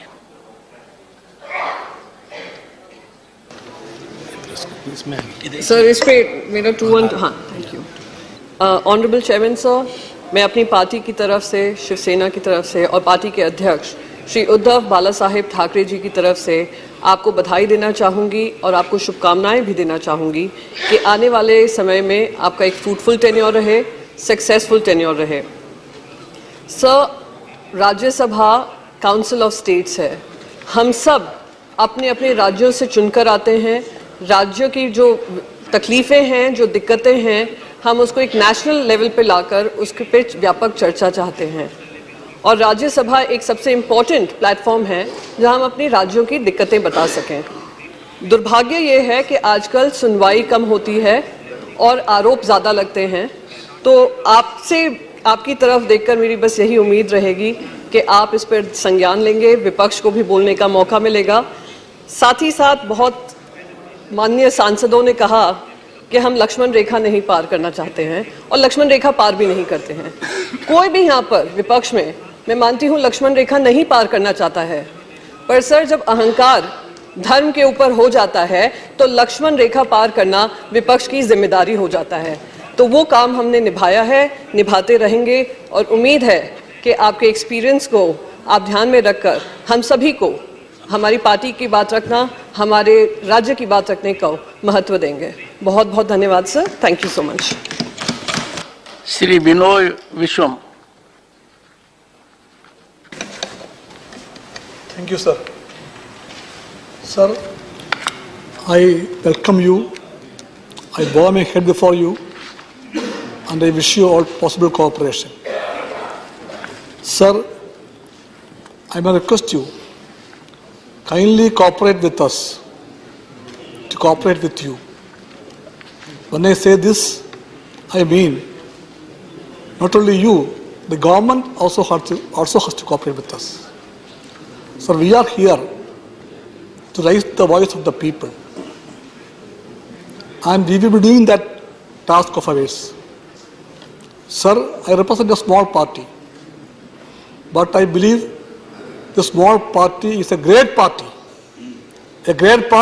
which always has stood for the cause of the people, cause of the country, the cause of the constitution, always held the values of the democratic norms, secularism, federalism, and this country's socialist goals.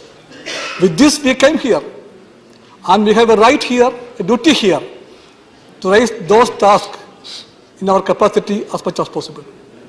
So this is the parliament, and in this parliament we are sure that we have a role as opposition.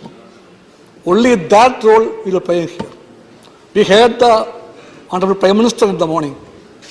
He talked about Amrit Kal, the G20 chairmanship. We all wish that in this Amrit Kal, during this period of chairmanship, India can come to the better position in the global hunger index. We stand for that. He talked about Adivasis, Dalits, and women, and we wish that all those promises made by the government for these sections, deprived sections, he fulfills.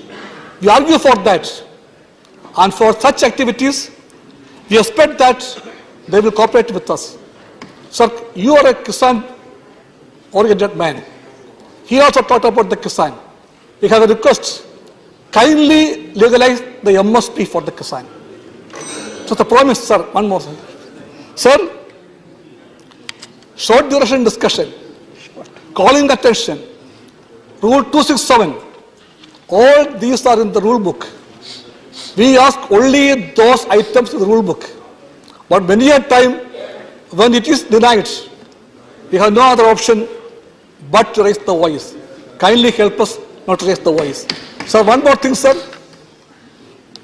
I cannot resist myself because I felt it very seriously. When we met yesterday for the first time, I thought that you will be a man of great protocol and great high-handedness.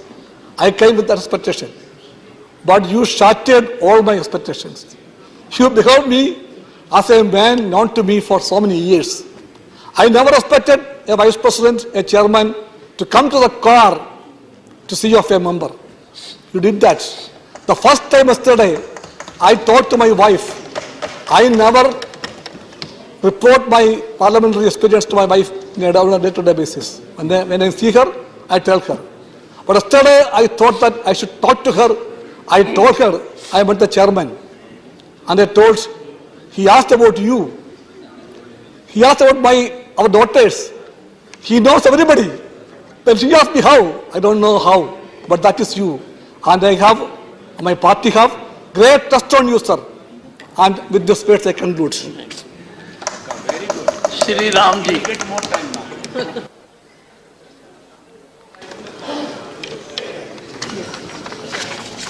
श्रीमान जी, मैं अपनी party Bahujan Samaj party के अध्यक्ष आदरणीय बहन कुमारी मायावती जी की तरफ से और अपनी तरफ से मैं आपको ढेर सारी शुभकामनाएं और आपका स्वागत अभिनंदन करता हूं।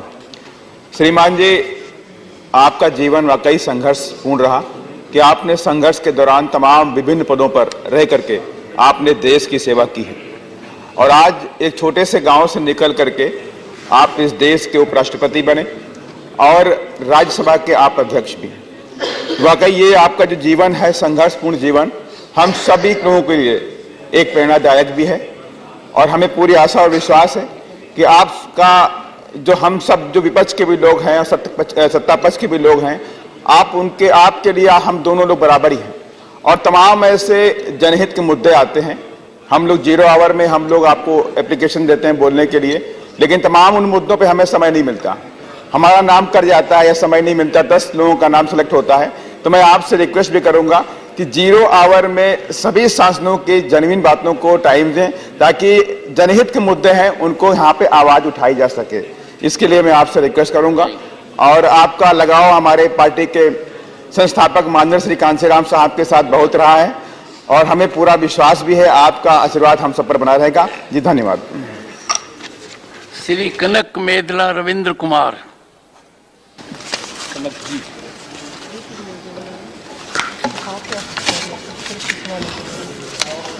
Sir, Chairman, sir. Thank you for giving us this opportunity.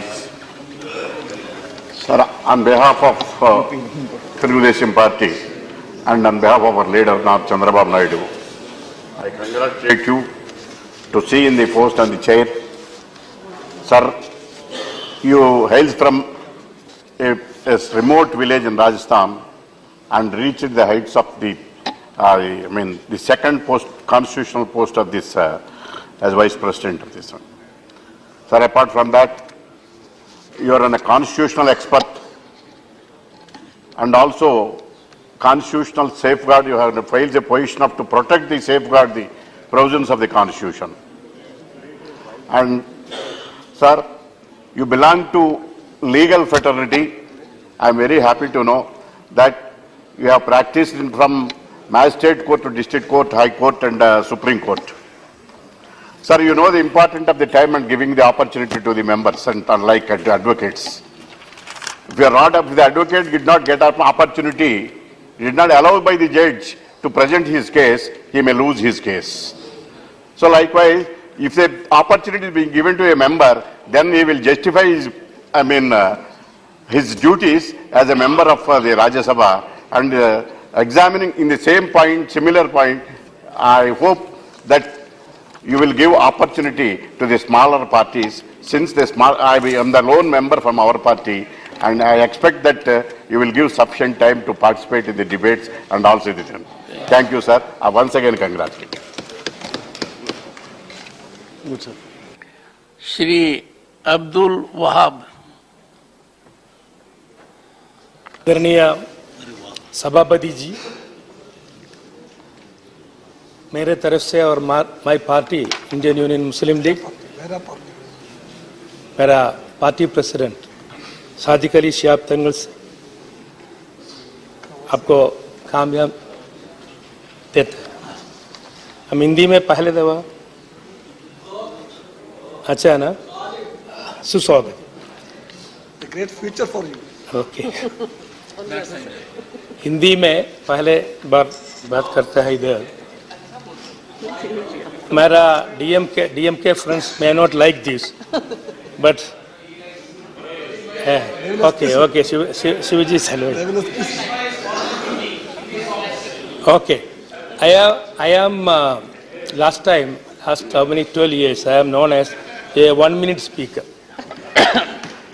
for 2 minutes maximum, even though I am allotted 3 minutes, 5 minutes. My only request to you, this one, instead of putting us the tail enders, you put just like what you call a sandwich. One party, then small party, then one party, then small party, so that it will be justified and we can tell something, some points. Otherwise, everything is told by everybody. So, मेरा request है ये ऐसा करने के सब कामयाब आपको नमस्कार। श्री वीरेंद्र प्रसाद वैश्य।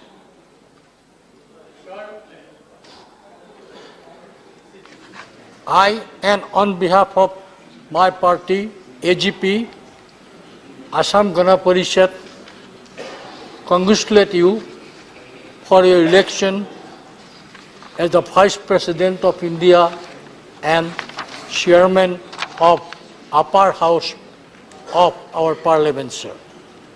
So it is known to everybody, you have a vast experience in your social and political life, sir.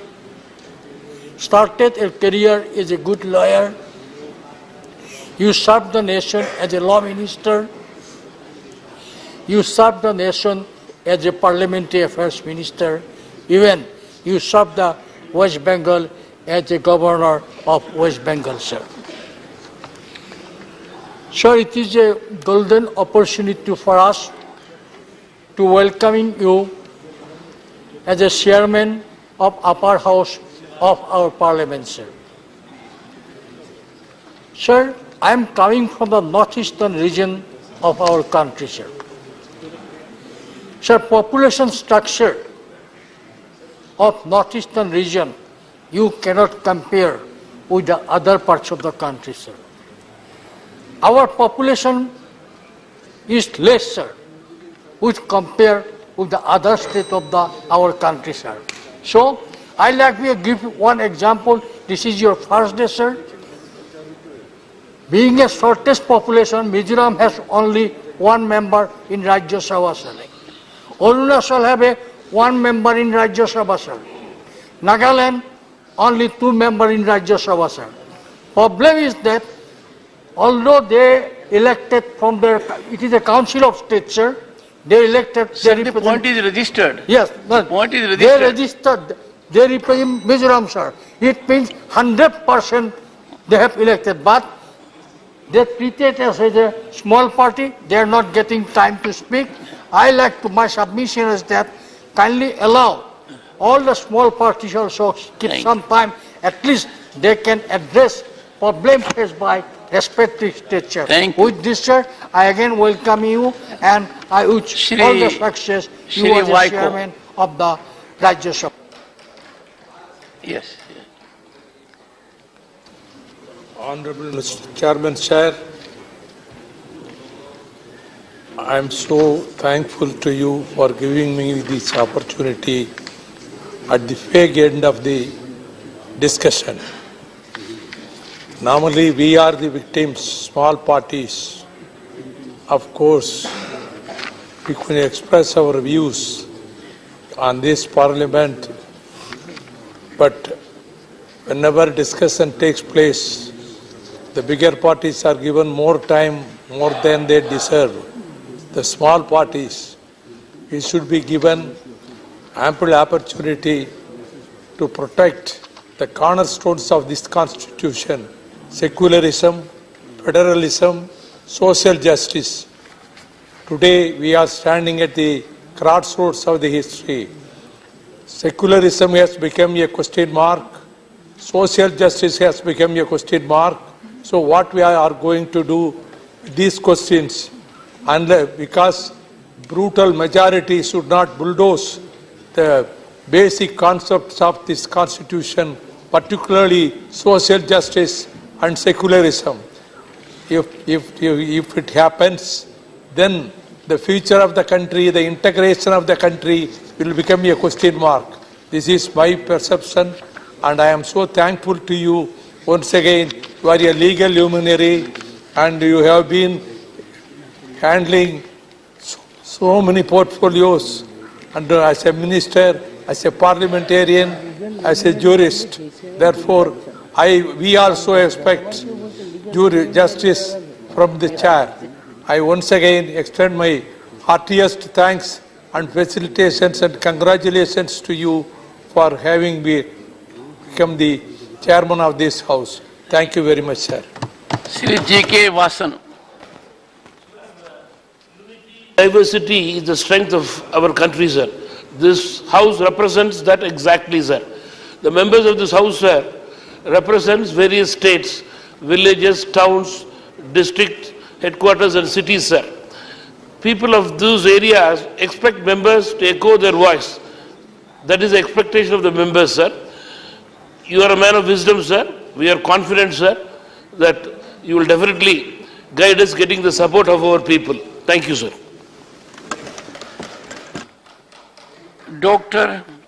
Van Viroy Karluki.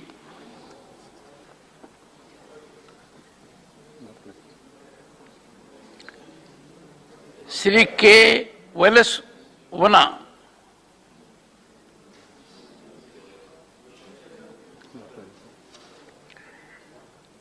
Sri Jose K. Mani.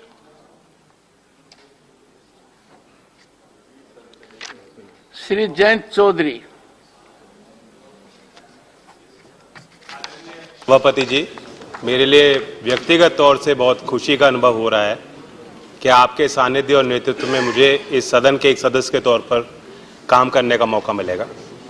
सभी सदस्यों ने माना, माननीय प्रधानमंत्री जी ने आपके जीवन परिचय के बारे में बहुत बात बताई। खुशी इस बात को लेकर भी है कि आप एक गांव के परिचय से आते हैं और इसलिए जो किसान की पीड़ाएं होती हैं, जो उनकी मेहनत होती है, जो धरती की पुकार होती है, उस भाषा को आप भली भांति जानते हैं। आप ये भी समझते हैं कि अक्सर सरकार के दावे और इस सदन में की गई बातों से धरातल पे जो तस्वीर है वो भिन्न होती है, अलग होती है, और इसलिए हम आपका संरक्षण चाहेंगे कि कोई गरीब से जुड़ी बात, आदिवासी से जुड़ी बात, किसान गांव की कोई बात अगर कोई भी मान्य सदस्य यहाँ करता है तो उस बात को आप और वक्त दें, उस सदस्य को और समय दिया जाए। आपने बहुत प्रेम भाव के साथ जब उपराष्ट्रपति का दायित्व संभाला हम सबको बुलाया, और मुझे तो आपने इतना बड़ा ग्लास केसर के बादाम का दूध का पिलाया था और उसकी मिठास अभी भी मेरे जुबान पर है।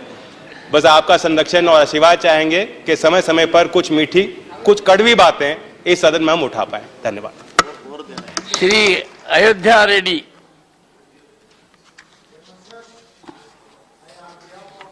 YSR Congress Party and our President Sri Y.S. Jagan Mohan Reddy, we congratulate you and welcome you as a chairman of this August House.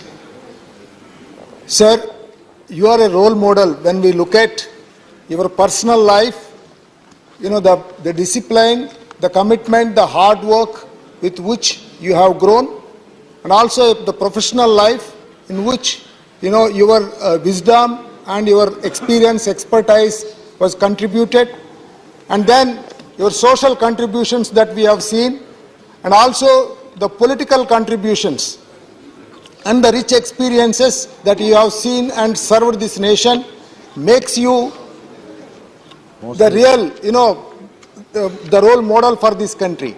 And you are, when we look at you, I wanted to tell you, sir, through you, I wanted to communicate to this House that as the largest democracy, we have a greater responsibility, to showcase to this world that India is not just the largest democracy alone, just in its constitution, but also in practice. They are going to showcase to the world. So a clear dimension and direction need to come under your leadership through this House, the way we are going to make ourselves present. Secondly, sir, during your leadership only, this country is going to be the third largest global economy. So we have to ensure that how a global leader has to present themselves and how the issues have to be raised in the House and how the House has to give the direction to the rest of the country need to be brought in. And also by 2047, when we achieve 100 years of our independence, the country is going to be second largest economy. So keeping those things in mind, the House also has to behave, and the House also has to make ourselves, accountable to the rest of our country. So with those points, we welcome you, sir, and we wish you all the very best. Thank you very much. Government has to behave. Shri Ghulam Ali.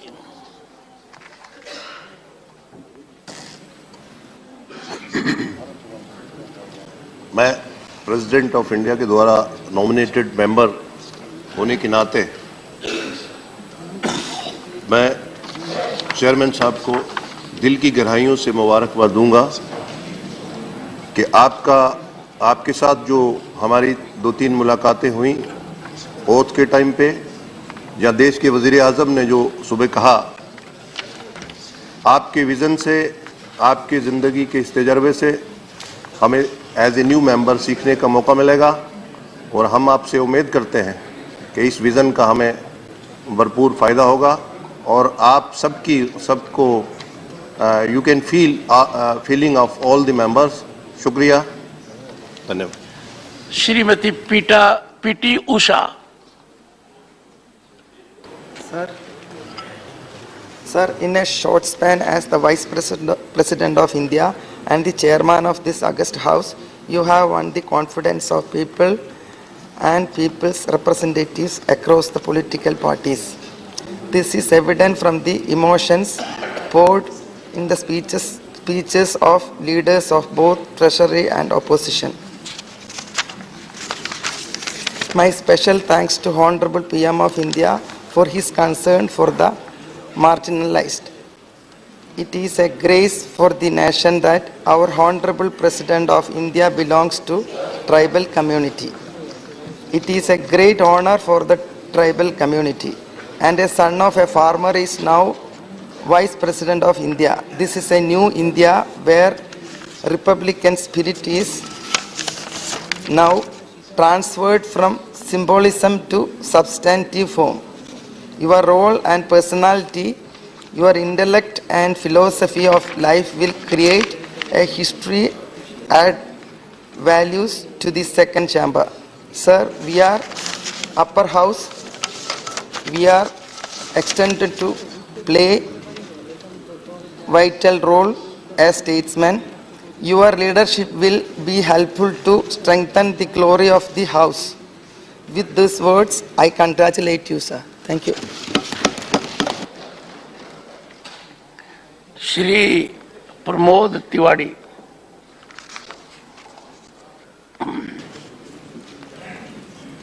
माननीय सभापति जी, मैं आपका स्वागत भी करता हूं, अभिनंदन भी करता हूं और शुभकामनाएं भी देता हूं, और इस बात का धन्यवाद भी देता हूं कि आपने मुझे अवसर दिया। अनवर, जिस कुर्सी पर आप बैठे हैं, बहुत बड़ी बड़ी विभूतियां बैठी हैं, उनका पुराना इतिहास आपके सामने है।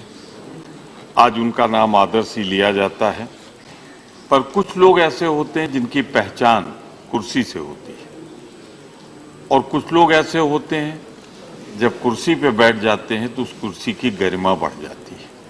मैं यही कामना करूंगा कि जब आपको याद किया जाए तो राज्यसभा की गौरवशाली परंपराओं के लिए याद किया जाए। हमारे लीडर ऑफ अपोजिशन ने साहब आपकी सारी खूबियां बताई और लोगों ने भी बताई। एक खूबी में जो छूट गई है मैं उसे जोड़ना चाहता हूं। हम लोगों ने आपको सड़क पर विपक्षी नेता के तौर पर संघर्ष करते ज्यादा देखा है, सत्ता में कम देखा है। ये मैं अपना भविष्य ठीक करने के लिए बोल रहा हूं, हम सबका भविष्य ठीक। सर, तो मैं समझ सकता हूं कि आपको विपक्ष की चिंताएं, परेशानियां और कष्ट का अंदाजा किसी और से बेहतर होगा, क्योंकि एक साधारण परिवार से यहां तक का सफर आपने तय किया है। और अभिषेक भाई भी कह रहे थे लीगल फील्ड में आपका बड़ा नाम था सर, लेकिन वहां एक फर्क था, यहां एक फर्क है। वहां तो आप प्रार्थना करते थे फैसला गरीब के हक में आए, पर सर अब तो यहां आपको फैसला करना है, और फैसला जो कभी बड़ों के खिलाफ होता है, और बड़ों से मेरा मतलब यहां तो सरकार से, तो सर ज्यादा दुआएं मिलेंगी, ज्यादा आशीर्वाद मिलेगा, ज्यादा लोगों को इतिहास आपका याद रहेगा। इतिहास तो सब पढ़ लेते हैं सर। मैं सर सिर्फ एक आग्रह करना चाहता हूं, इतिहास में आप ना पढ़े जाएं सर, इतिहास आप बनाएं, इसके लिए पूरा विपक्ष आपके साथ खड़ा रहेगा। ये हम सब आपसे वादा करते जोश हैं। के मनी। और एक बात कह के मैं जरूर बात अपनी खत्म करूंगा। सर, उत्तर प्रदेश से हूं, राजस्थान से चुन के आया हूं। अब ये कहने की जरूरत नहीं कि राजस्थान में आपने जन्म लिया है, वहां की विषमताएं हैं। मुकुल भाई भी राजस्थान से आए हैं, तो अगर आप हम लोगों का ख्याल रखेंगे तो आप राजस्थान का ख्याल रखेंगे, अपना ख्याल रखेंगे सर। तो मैं आपसे आग्रह करूंगा कि भविष्य में ऐसे ही आप मुस्कुराते रहें। सर मेरी तरफ देख लीजिए जरा, मुस्कुराते, ऐसे ही आप मुस्कुराते रहें, ये हमारा प्रयास होगा। इनके चक्कर में मत पड़िएगा सर, इनके चक्कर में जो पड़ा हो गया। धन्यवाद। I extend my hearty congratulations in assuming the taking up the post of the chairmanship of the upper house. So we had a meeting yesterday with the all-party meeting of the leaders of the all-party. The great concern over there was the number of days are reducing, the working days are reducing in the parliament, and also the working hours are reducing. And there is an issue like every year, and before or after or in between the session there could be an election as anywhere in the nation, could be in one state or could be in another state, but the schedule of the parliament is shifted as per the election in the state. My only request is that irrespective of the election, the parliament is very important. You should not reduce the number of days and number of hours just because of the election in some state. This is actually unjust. You are doing unjust to the people of the nation. So it is injustice also. So I plead on behalf of all the parties over here. We should have number of days. Maybe it should be increased, and increase the deliberations and the discussions so that the people will benefit. Thank you so much, sir. Sant Balbir Singh. Very briefly. बहुत बहुत धन्यवाद ਤੁਹਾਡਾ। ਅਸੀਂ ਧੰਨਵਾਦ ਹੀ ਕਰਨਾ, ਹੋਰ ਕੁਝ ਨਹੀਂ ਕਹਿਣਾ। ਕਿ ਤੁਸੀਂ ਪਹਿਲੀ ਗੱਲ ਤਾਂ ਜਿਹੜਾ ਹੈ ਇਸ ਰਾਜ ਸਭਾ ਦੇ ਵਿੱਚ ਕੁਰਸੀ ਸੰਭਾਲੀ ਹੈ, ਤੁਹਾਨੂੰ ਮੁਬਾਰਕ ਹੋਵੇ। ਸਾਡੀਆਂ ਸਭ ਅਸੀਸਾਂ ਸਭ ਕਾਮਨਾਵਾਂ ਤੁਹਾਡੇ ਨਾਲ।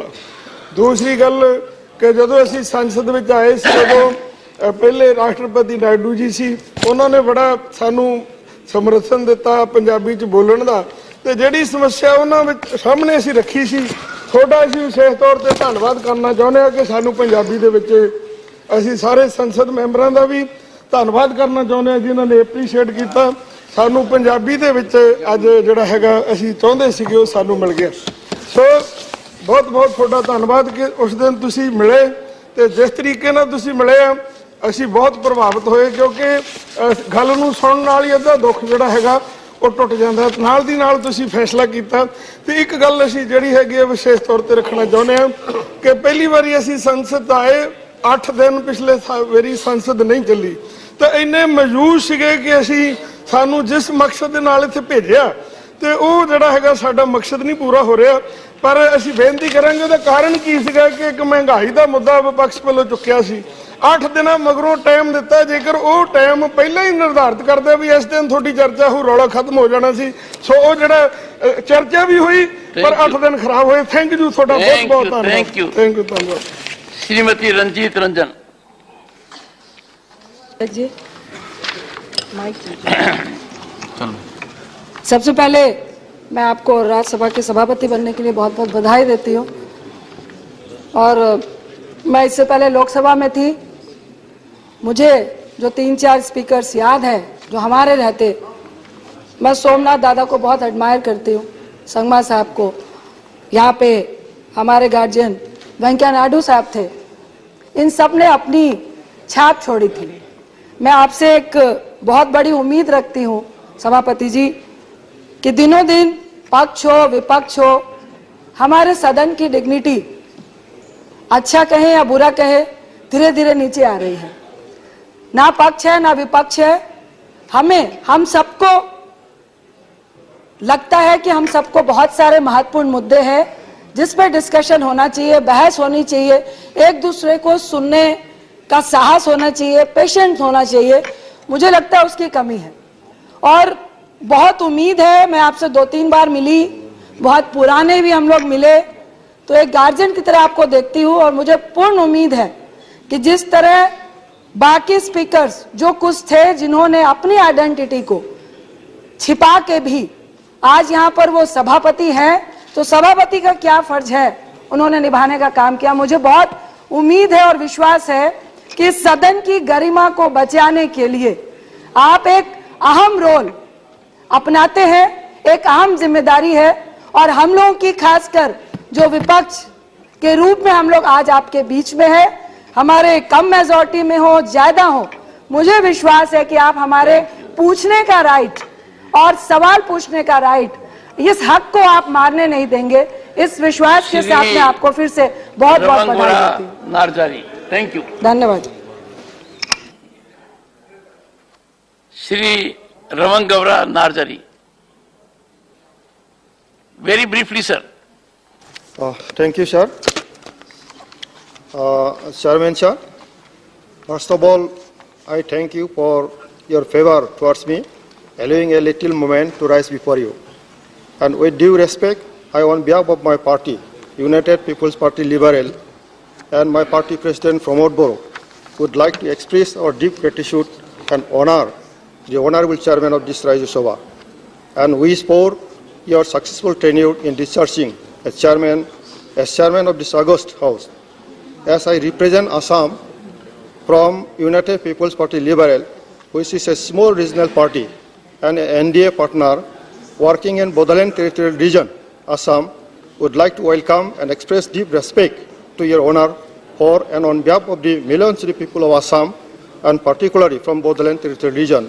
Sir, under your able leadership in this august house, I do hope your honor will give ample scope to raise important issues of our state as well as our region, praying your good health to Almighty, and with due respect, I take my seat in this moment. Thank you, sir. Thank you, sir. Very briefly, Shri Vikramjit Singh Sahni, very briefly, sir. Sir, खुद ही को कर बुलंद इतना कि हर तदबीर से पहले खुदा बंदे से खुद पूछे कि तेरी रजा क्या है। This sums up your personality. Thank you. And जैसे आपने माइक्रो मैनेजमेंट की है पिछले कुछ महीनों में और हमारे जैसे गैर राजनीतिक व्यक्ति को भी गले लगाया और सब एक एक व्यक्ति को एक एक इस अगस्त हाउस के मेंबर के साथ डायलॉग किया, इसकी कोई उदाहरण नहीं मिलती। और आप किसान पुत्र हैं and I hope sir this House will be able to bring about significant changes in the plight of farmers. और कहते हैं इंसान वो आदमी वो बड़ा होता है जिसके साथ होने पे आप खुद छोटा नहीं महसूस करें। और खास करके जो आज आपने ये पंजाबी विच तुसी राज्य सभा बुलेटिन शुरू किया है, इदी भी मैं तुहानू बधाई देना। और अमृत काल में एक नए इतिहास की रचना होगी और आप उम्मीद करते हैं कि हर चीज, जैसे मैंने अपना 100 डेज का रिपोर्ट कार्ड दिया, हर चीज डायलॉग से, बातचीत से उसकी निवृत्ति होगी। कोई भी मेंबर वेल में आके अनवेल नहीं होगा। धन्यवाद। Thank you. श्री घनश्याम तिवारी। सभापति महोदय, मुझे इस बात का बहुत बड़ा गर्व और खुशी है कि आप जहां से आते हैं वहां से मैं आया हूं और मैंने आपको बचपन से लेकर अब तक एक बहुत बड़ी शख्सियत के रूप में, एक नर से नारायण बनने की जो कहानी होती है उस कहानी को आपने पूरा किया है। एक गांव झुंझुनू के से आपने जिस प्रकार राजस्थान की सेवा की, राजस्थान की विधानसभा में मैंने आपके तेवर देखे, लोकसभा के चुनाव में मैंने आपके सारे अभियान में मैं आपके साथ रहा और फिर अन्य मामलों में चाहे कोर्टों में हो, सब जगह हो, मैंने आपका पूरा संघर्षपूर्ण जीवन और आपका सफलता। I think we will have to decide whether we can let out secrets here. तेरे सीक्रेसी नहीं है, ये लोगों के लिए प्रेरणा की बात। इसलिए मैं इस बात को कहना चाहता हूं कि आपका जो जीवन है वो जीवन एक प्रतीक के रूप में है, एक ऐसे समाज में से जो समाज पहले जागीरदारी से पीड़ित रहा था, उस समाज में से उठकर इस स्थान तक पहुंचना और उस समाज को भी बहुत प्रकार से आगे बढ़ाना और अन्य समाजों के साथ सामंजस्य करके राजस्थान में जिस प्रकार का आपका नाम हुआ है उसके लिए मैं आपको बहुत बहुत बधाई देना चाहता हूं। मैं एक बात कहकर समाप्त करूंगा सभापति महोदय, सारी भाषाओं में कुछ कुछ लोगों ने कहा है तो मैं आपके लिए संस्कृत में कुछ करना चाहता हूं।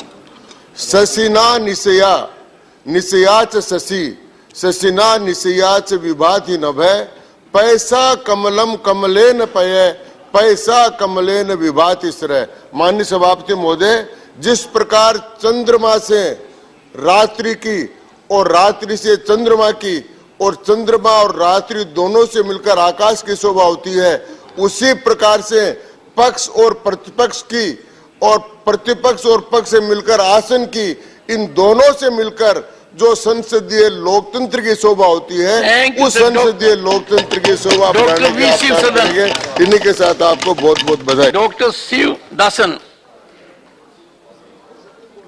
डॉक्टर साहब। Yeah, respected Chair. Sir, this is the Council of States. So here in the House, we shall hear the voice of states. Sir, this is the place of the discussion and debates. So I believe the chairman will protect the rights of the members, and he will, chairman will provide the opportunity for the proper discussion on bills and other subjects. So we request the proper time for the discussion and debates in this House. Sir, that is my humble request for you, sir. Congratulate you. Thank you.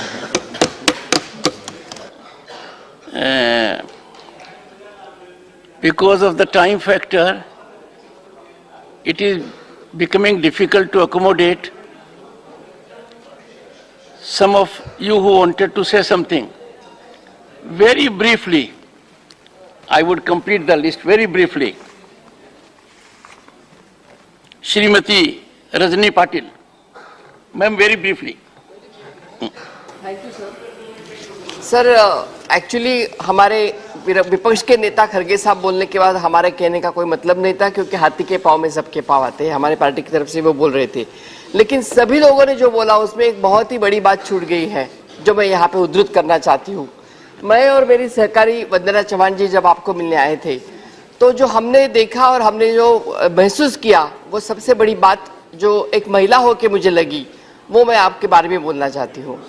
क्योंकि सब लोगों को रानी लक्ष्मीबाई चाहिए, लेकिन वो पड़ोस के घर में चाहिए, अपने घर में नहीं चाहिए होती है।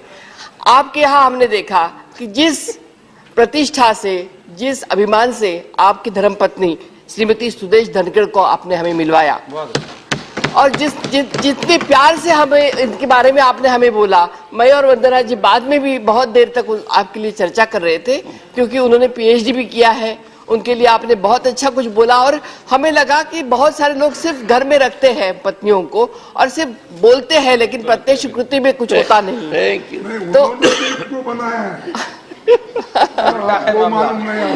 तो इसलिए ये एक आपका पहलू मैं करना चाहती थी। और जो हमारे नेता खड़गे साहब ने जो बोला, जो उन्होंने बोला, उसका एक सिर्फ उदाहरण देना चाहती हूँ कि एक श्लोक में कि जब हमारा दिन आएगा, उन्होंने बोला, तो जब श्री कृष्ण ने अर्जुन को बोला था कि मनुष्य न हो तो बलि, समय हो तो बलवान, बिल्लर चोरे गोपिका, वही अर्जुन वही बाण। जब अर्जुन और बाण वही था तो भी अर्जुन का जब हार हुई थी, तो वही अर्जुन वही बाण होता है, समय हर एक का आता है। धन्यवाद सर। ब्रीफली डॉक्टर साहब।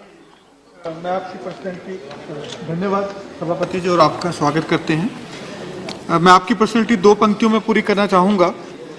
वो खुद ही नाप लेते हैं बुलंदी आसमानों की, परिंदों को तालीम नहीं दी जाती उड़ानों की। तो आप वो शख्स हैं जो राजस्थान से आए हैं, और मेरे माताजी, मेरे पिताजी दिवंगत हैं और वो भी राजस्थान से थे। वो बचपन से जो हमें कहानियाँ सुनाते थे कि राजस्थान की लाइफ कितनी टफ है, कितनी हार्ड है, वो सब करते हुए आप इधर आए हैं। एक और बात कि हम लोग राजनीति के स्कूल में नर्सरी में हमने दाखिला लिया है, और क्योंकि बिल्कुल हम छोटे हैं तो हमें ज्यादा सीखने की जरूरत है, और हमें अब ज्यादा मौका देंगे और ज्यादा समय। अहमद अशफाक करीम।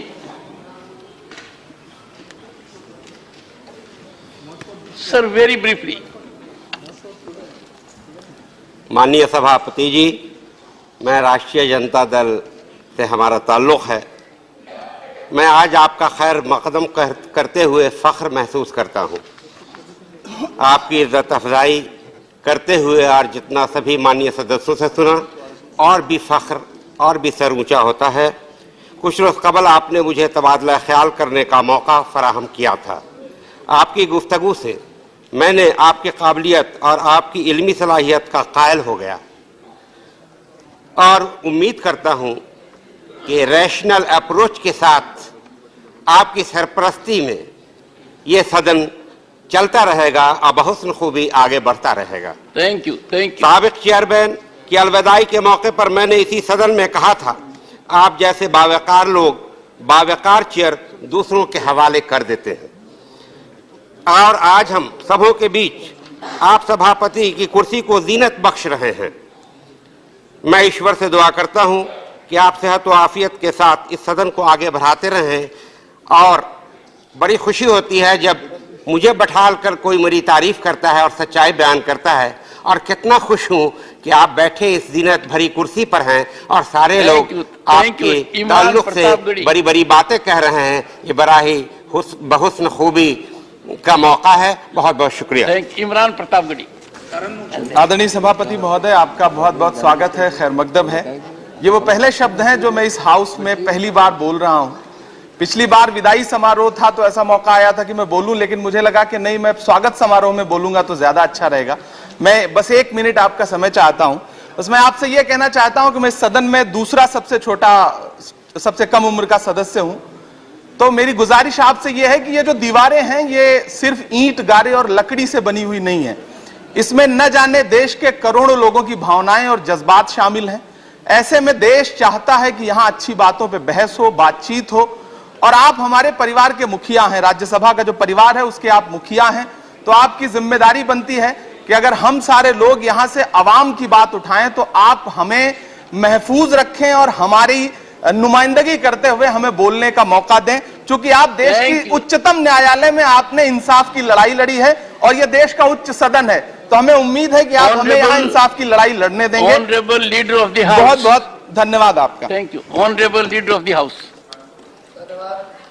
माननीय सभापति महोदय, आज हम सब के लिए बहुत खुशी की बात है, बहुत गर्व की बात है, क्या आप इस उच्च सदन के सभापति के रूप में इस प्रतिष्ठित पद पर आसीन हो रहे हैं। मैं दिल की गहराइयों से आपको बधाई देना चाहता हूं, शुभकामनाएं देना चाहता हूं। माननीय प्रधानमंत्री जी ने अभी अभी हमें याद दिलाया कि आज आर्म्ड फोर्सेस फ्लैग डे भी है। तो मुझे याद आ रहा था एक अंग्रेजी फिल्म स्टार वॉर्स, जिसमें एक बड़ा प्रसिद्ध वाक्य हुआ था, मे the force B with you. आज तो बहुत अच्छी अच्छी बातें बोली गई हैं। कुछ माननीय सदस्यों ने आपको चक्कर में ना आने की भी सलाह दी। अभी अभी एक युवा सदस्य ने कहा आपकी जिम्मेदारियों के बारे में आपको याद दिलाने की कोशिश की। ये अलग बात है कि जिम्मेदारी तो हम सबकी बनती है कि सदन अच्छा बने, अच्छी तरीके से चले। आपकी जिम्मेदारी तो हम सबका ख्याल रखने की है। सदन अच्छा चलना तो हम सबके हाथ में। और मेरा विश्वास है आज जो अच्छी अच्छी बातें रखी गई हैं, जिस प्रकार से उत्साह के साथ सबने आपका स्वागत किया है, आगे आने वाले दिनों में हम यही भावना हमारे कार्यकाल में भी रखें, काम में भी रखेंगे। और क्लियरली आपके साथ लगभग सभी सदस्यों का मिलना जुलना हो चुका है। एक ना एक मौके पे हम सब आपको मिल चुके हैं। तो मैं इतना जरूर कह सकता हूं कि it's a joy to be with you, to meet you, to exchange notes with you, to talk to you. अब पता नहीं वो राजस्थान से आप लेके आए हैं या सिटी ऑफ जॉय से, जहां से आप बहुत ही सफल अपना गवर्नर का कार्यकाल कर दिल्ली आए। पर वास्तविकता यह है कि आपकी अध्यक्षता में इस सदन में मुझे पूरा विश्वास है कि बहुत सारे जॉयफुल ओकेजन्स हम सब मिलकर सेलिब्रेट करेंगे। इस सदन की काम की महत्वता देखते हुए हम सब कोशिश करेंगे कि किसान पुत्र जो आज देश के उपराष्ट्रपति बने हैं, जो एक प्रकार से हम सब के लिए प्रेरणा का स्तोत्र भी है, जिस प्रकार से इन्होंने एक बहुत ही विपरीत परिस्थितियों से अपना जीवन शुरू करके आज इस उच्च पद तक की जर्नी ट्रैवर्स की है। मेरा पूरा विश्वास है कि हम सब भी उससे बहुत कुछ सीखेंगे, अपने कार्य में भी, अपने काम में भी उसकी झलक आपको दिखाने की कोशिश करेंगे। हम सब बहुत गर्व महसूस करते हैं कि आपकी जो बुद्धिमत्ता है, जिस प्रकार से आपने एक बहुत वरिष्ठ वकील के रूप में देश की सेवा की, न्यायालय की सेवा की। शायद you must have been the youngest to become a senior advocate in the Supreme Court within 11 years of your practice. मैं समझता हूं शायद उस समय जजेस ने भी कुछ स्पार्क देखी होगी, कुछ ऐसा अलग देखा होगा, जिसके कारण आपको ये बहुत बड़ा एक प्रकार से स्थान मिला और बहुत बड़ी सर्टिफिकेट उच्च न्यायालय से आपको दी गई। एक नई परंपरा जो अब इस देश में स्थापित हो रही है, बड़े सामान्य घर से सामान्य जीवन बिताने वाले सामान्य साधारण परिवार के राजनीतिक नेता या समाज के नेता आज बड़े बड़े पदों पर हैं।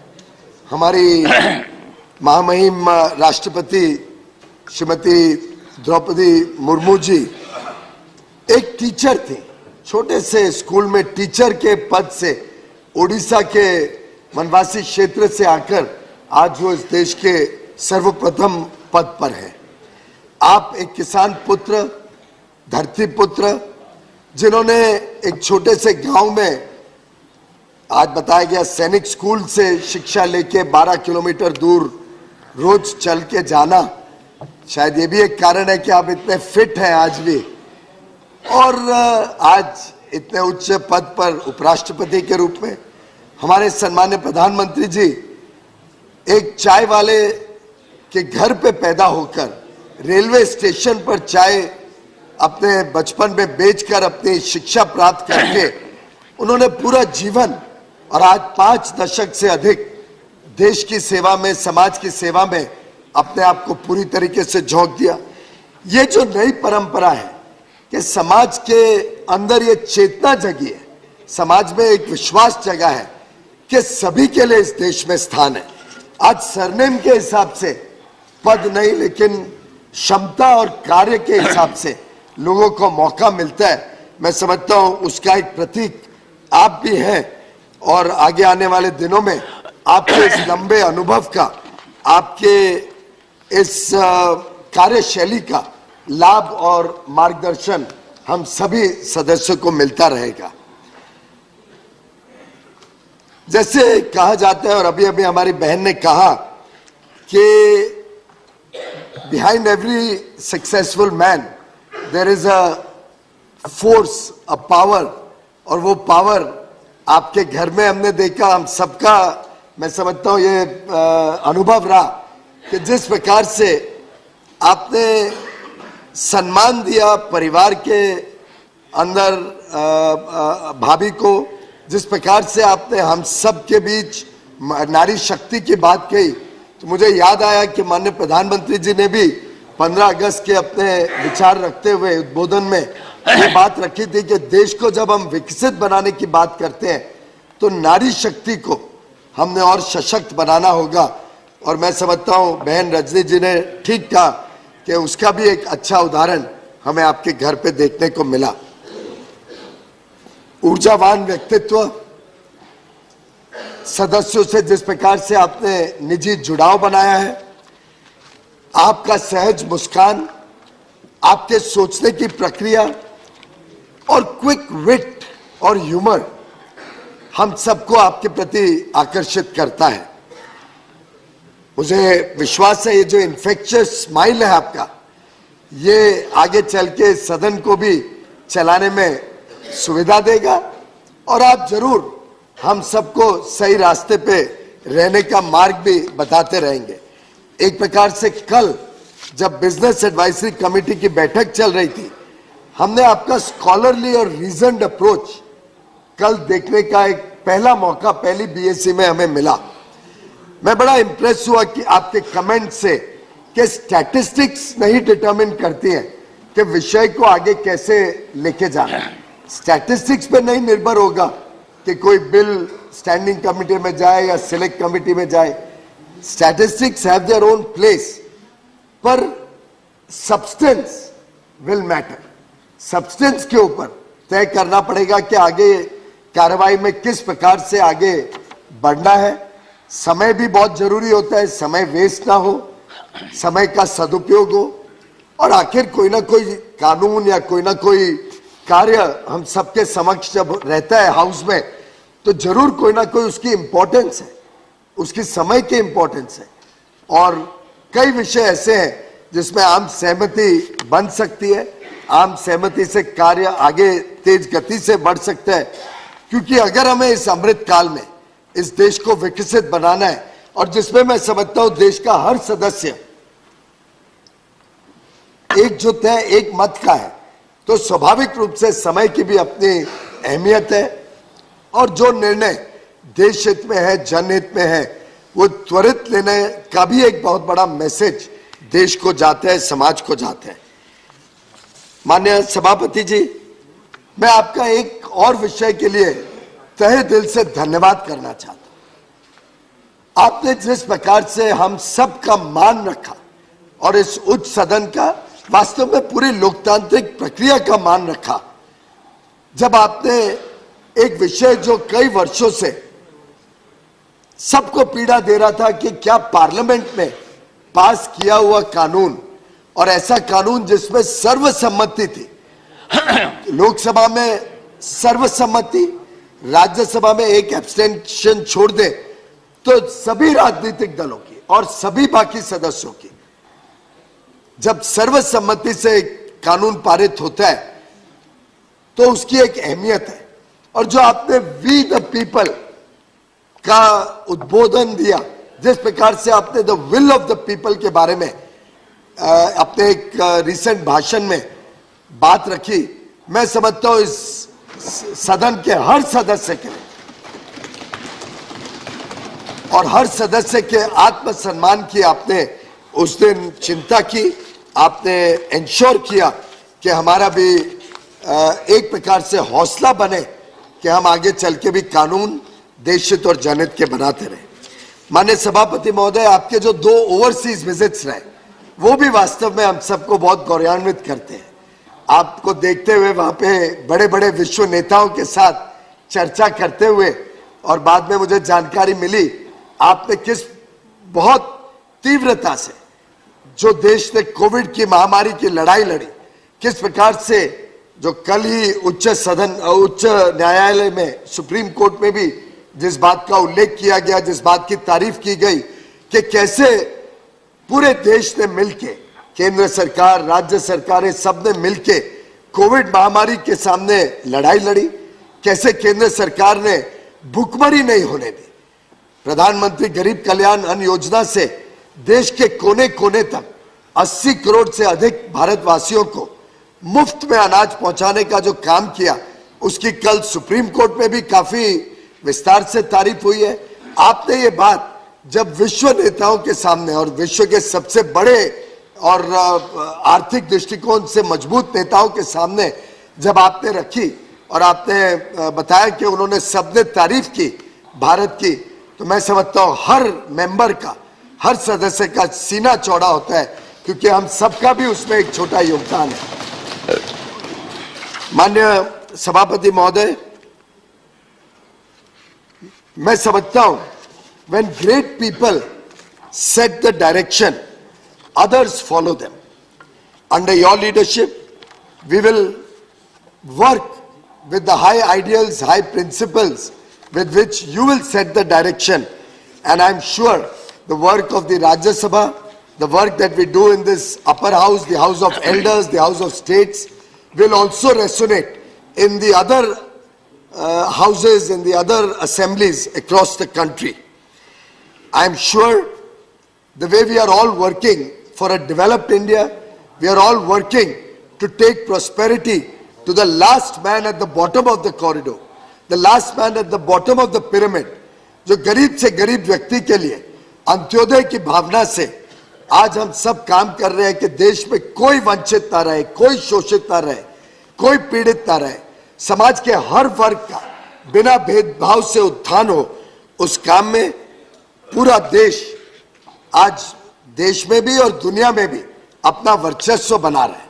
आज पूरी दुनिया भारत की प्रशंसा भी कर रही है, भारत की ओर देख रही है, विश्व की अर्थव्यवस्थाओं को गति देने के लिए, प्रगति देने के लिए।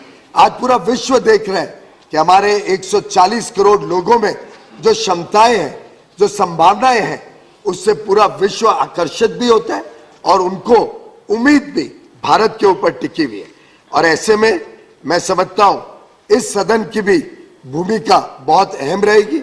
आपके कुशल नेतृत्व में, आपकी बुद्धिमत्ता से हम पूरे देश को ऐसा संदेश देंगे कि हम एक अच्छा सदन अच्छी तरीके से चलेगा, अच्छी तरीके से काम करेगा और जो देश के करोड़ों लोगों की आशाएं, अपेक्षाएं हैं, जो सपने हैं, उनको पूरा करने में हम सब अपना दायित्व निभाएंगे। आपके नेतृत्व में, आपके मार्गदर्शन में मैं आपको विश्वास दिलाना चाहता हूं सदन के हर सदस्य के बिहाफ पे कि हम अपनी जिम्मेदारी, अपने दायित्व का जरूर निर्वहन करेंगे और इस सदन की कार्रवाई को अच्छी तरीके से चलाएंगे। आपका पुनः इस आसीन पर पद ग्रहण करने पर हम सब की तरफ से बहुत बहुत बधाई, बहुत बहुत शुभकामनाएं। धन्यवाद।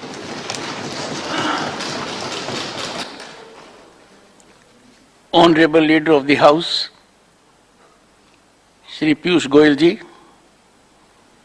Honorable Leader of the Opposition, Shri Mallikarjun Kharge ji, Honorable former Prime Minister, Shri S.D. Devgowda ji, Honorable Ministers, Honorable Leaders of respective parties, Honorable Members. Deeply moved and touched by the indulgent words of welcome by the Honorable Prime Minister, Honorable Leader of Opposition, Leader of the House, and those who followed. Grateful to the Honorable Members of Parliament for affording opportunity to be in service of Bharat as Vice President of India and Chairman of this august House. Looking forward to contributing to growth trajectory of the largest vibrant democracy in the world and vindicate its trust and confidence. Honorable members, availing this historic opportunity to share some concerns with the distinguished members of this august House. Terms Upper House and House of Elders, though not part of the official glossary, amply reflect uniquely significant importance of this institution. Nation justifiably expects the House of Elders to take decisive directional lead in reaffirming and enhancing the core values of the Republic and set up the traditions of parliamentary democracy, exemplifying the highest deliberative, emulative standards. Today, as we are in Amrit Kal, we cherish one of the world's finest constitutions as our own. Members of the Constituent Assembly were enormously talented with impeccable credentials and immense experience. The Constituent Assembly, given the scenario then, was as representative as was practicable. Honorable members, with each election, there has been progressively authentic enhancement in the representation gradient. Presently, the Parliament reflects with authenticity the mandate and aspiration of the people as never before. Honorable members, Constituent Assembly addressed sensitive, complex and critical issues, exemplifying sublimity, engaging in dialogue, discussions, deliberations and debate, marked with cooperative and consensual attitude. Diverse issues were traversed without there being any disruption, any rancor. Obstruction and disruption of proceedings of parliamentary practice or option are antithetical to democratic values. Contemporaneous scenario on this count is concerning and makes it imperative for us to follow the high standards set in the Constituent Assembly.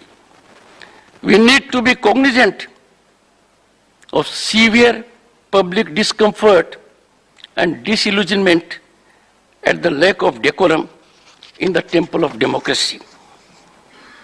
Honorable members, democracy blossoms and flourishes when its three facets, the legislature, the judiciary, and the executive, scrupulously adhere to their respective domains.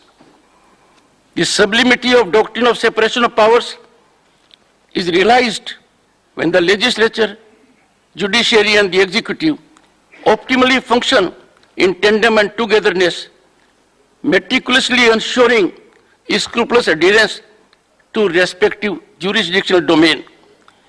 Any incursion by one, howsoever subtle, in the domain of the other has the potential to upset the governance apple cart.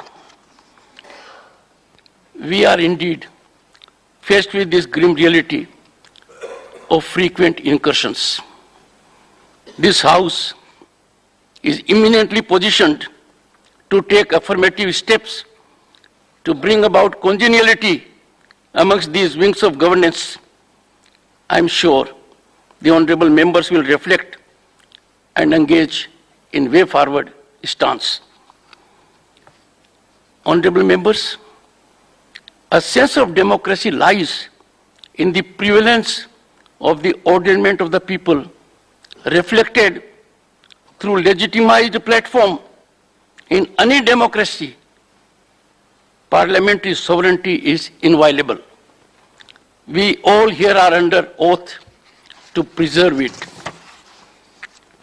power of the Parliament of the day to act in exercise of its constituent power, to amend by way of addition, variation or repeal any provision of this Constitution in accordance with the procedure is unqualified and supreme,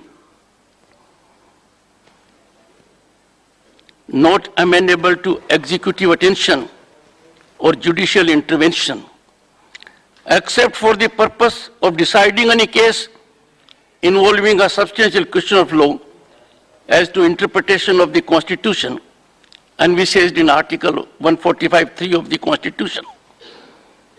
Using this constitutional power to amend, Parliament enacted wholesome structural governance changes to further spinally strengthen our democracy.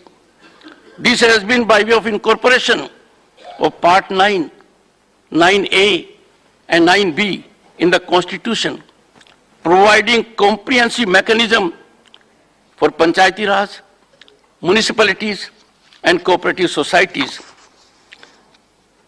Honorable members, in similar vein, the Parliament, in a much-needed historic step, passed the 99th Constitutional Amendment Bill, paving way for the National Judicial Commission. There was unprecedented support to the above. On August 13, 2014, the Lok Sabha unanimously voted in its favor, with there being no abstention. This House too passed it unanimously on August 14, 2014, with one abstention. Rarely in parliamentary democracy there has been such massive support to a constitutional legislation. This process fructified into a constitutional prescription. After 16 state assemblies out of the 29 states ratified the central legislation, the President of India, in terms of Article 111, accorded his consent on December 31, 2014. This was culmination of a basic, fundamental parliamentary process. This historic parliamentary mandate was undone by the Supreme Court on October 16, 2015, by a majority of 4:1, finding the same as not being in consonance with the judicially evolved doctrine of basic structure of the Constitution. Honorable members, there is no parallel to such development in democratic history, where a duly legitimized constitutional prescription has been judicially undone. A glaring instance of severe compromise of parliamentary sovereignty and disregard of the mandate of the people, of which this House and the Lok Sabha are custodians. Honorable members, we need to bear in mind that in democratic governance, basic of any basic structure is the prevalence of the primacy of the mandate of the people reflected in the Parliament. Parliament is the exclusive and ultimate determinative of the architecture of the Constitution.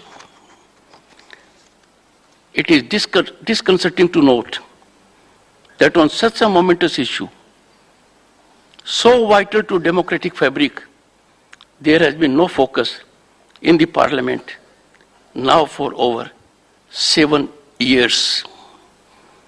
This House, in concert with the Lok Sabha, being custodian of the ordainment of the people, is duty bound to address the issue, and I am sure it will do so.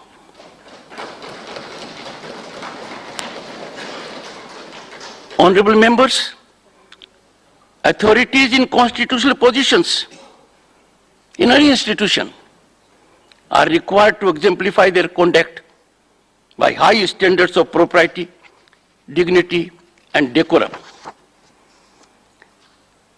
Time for all constitutional institutions to reflect and give quietus to public display of adversarially challenging stance, trading or exchange of advisories emanating from these platforms.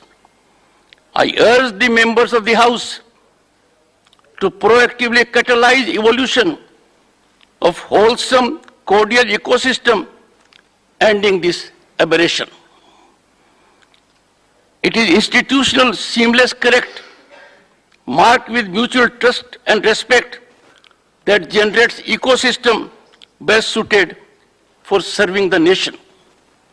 This House needs to catalyze this wholesome environment to promote synergic functioning of constitutional institutions, emphasizing need to respect Lakshman Rekha. Honorable members, as Vice President, I had the honor to represent the country at the India-ASEAN and East Asia Summits in Phnom Penh, Cambodia on November 12 and 13, 2022, and at the FIFA World Cup inaugural ceremony in Doha, Qatar on 20th November 2022. I share with you my deep sense of pride and satisfaction of the level of respect India commands amongst world leaders, and their hope and expectation that our growth trajectory generates global peace and prosperity. Honorable members, I look forward with hope and expectation to pleasant and fruitful association so that we all in togetherness optimally serve the nation. Once again, I thank you most earnestly for your generous felicitations, and I would do my utmost to come up to your very high expectations. As foot soldier of the Constitution, आप सबको प्रणाम कर कर मैं अपने कार्य का श्री गणेश करता हूं।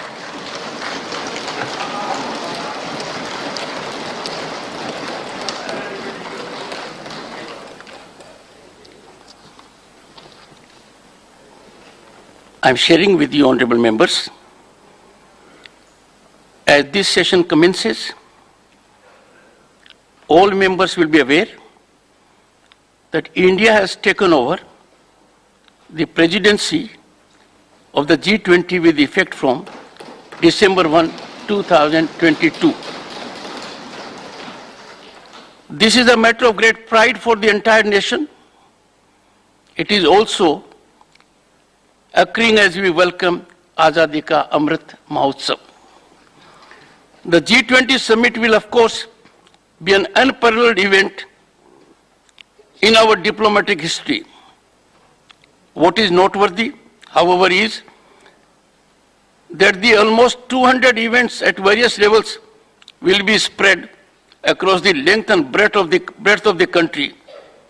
It will provide an opportunity to showcase India's rich and diverse culture, to demonstrate the vigor of our democracy and to highlight the progress of our development.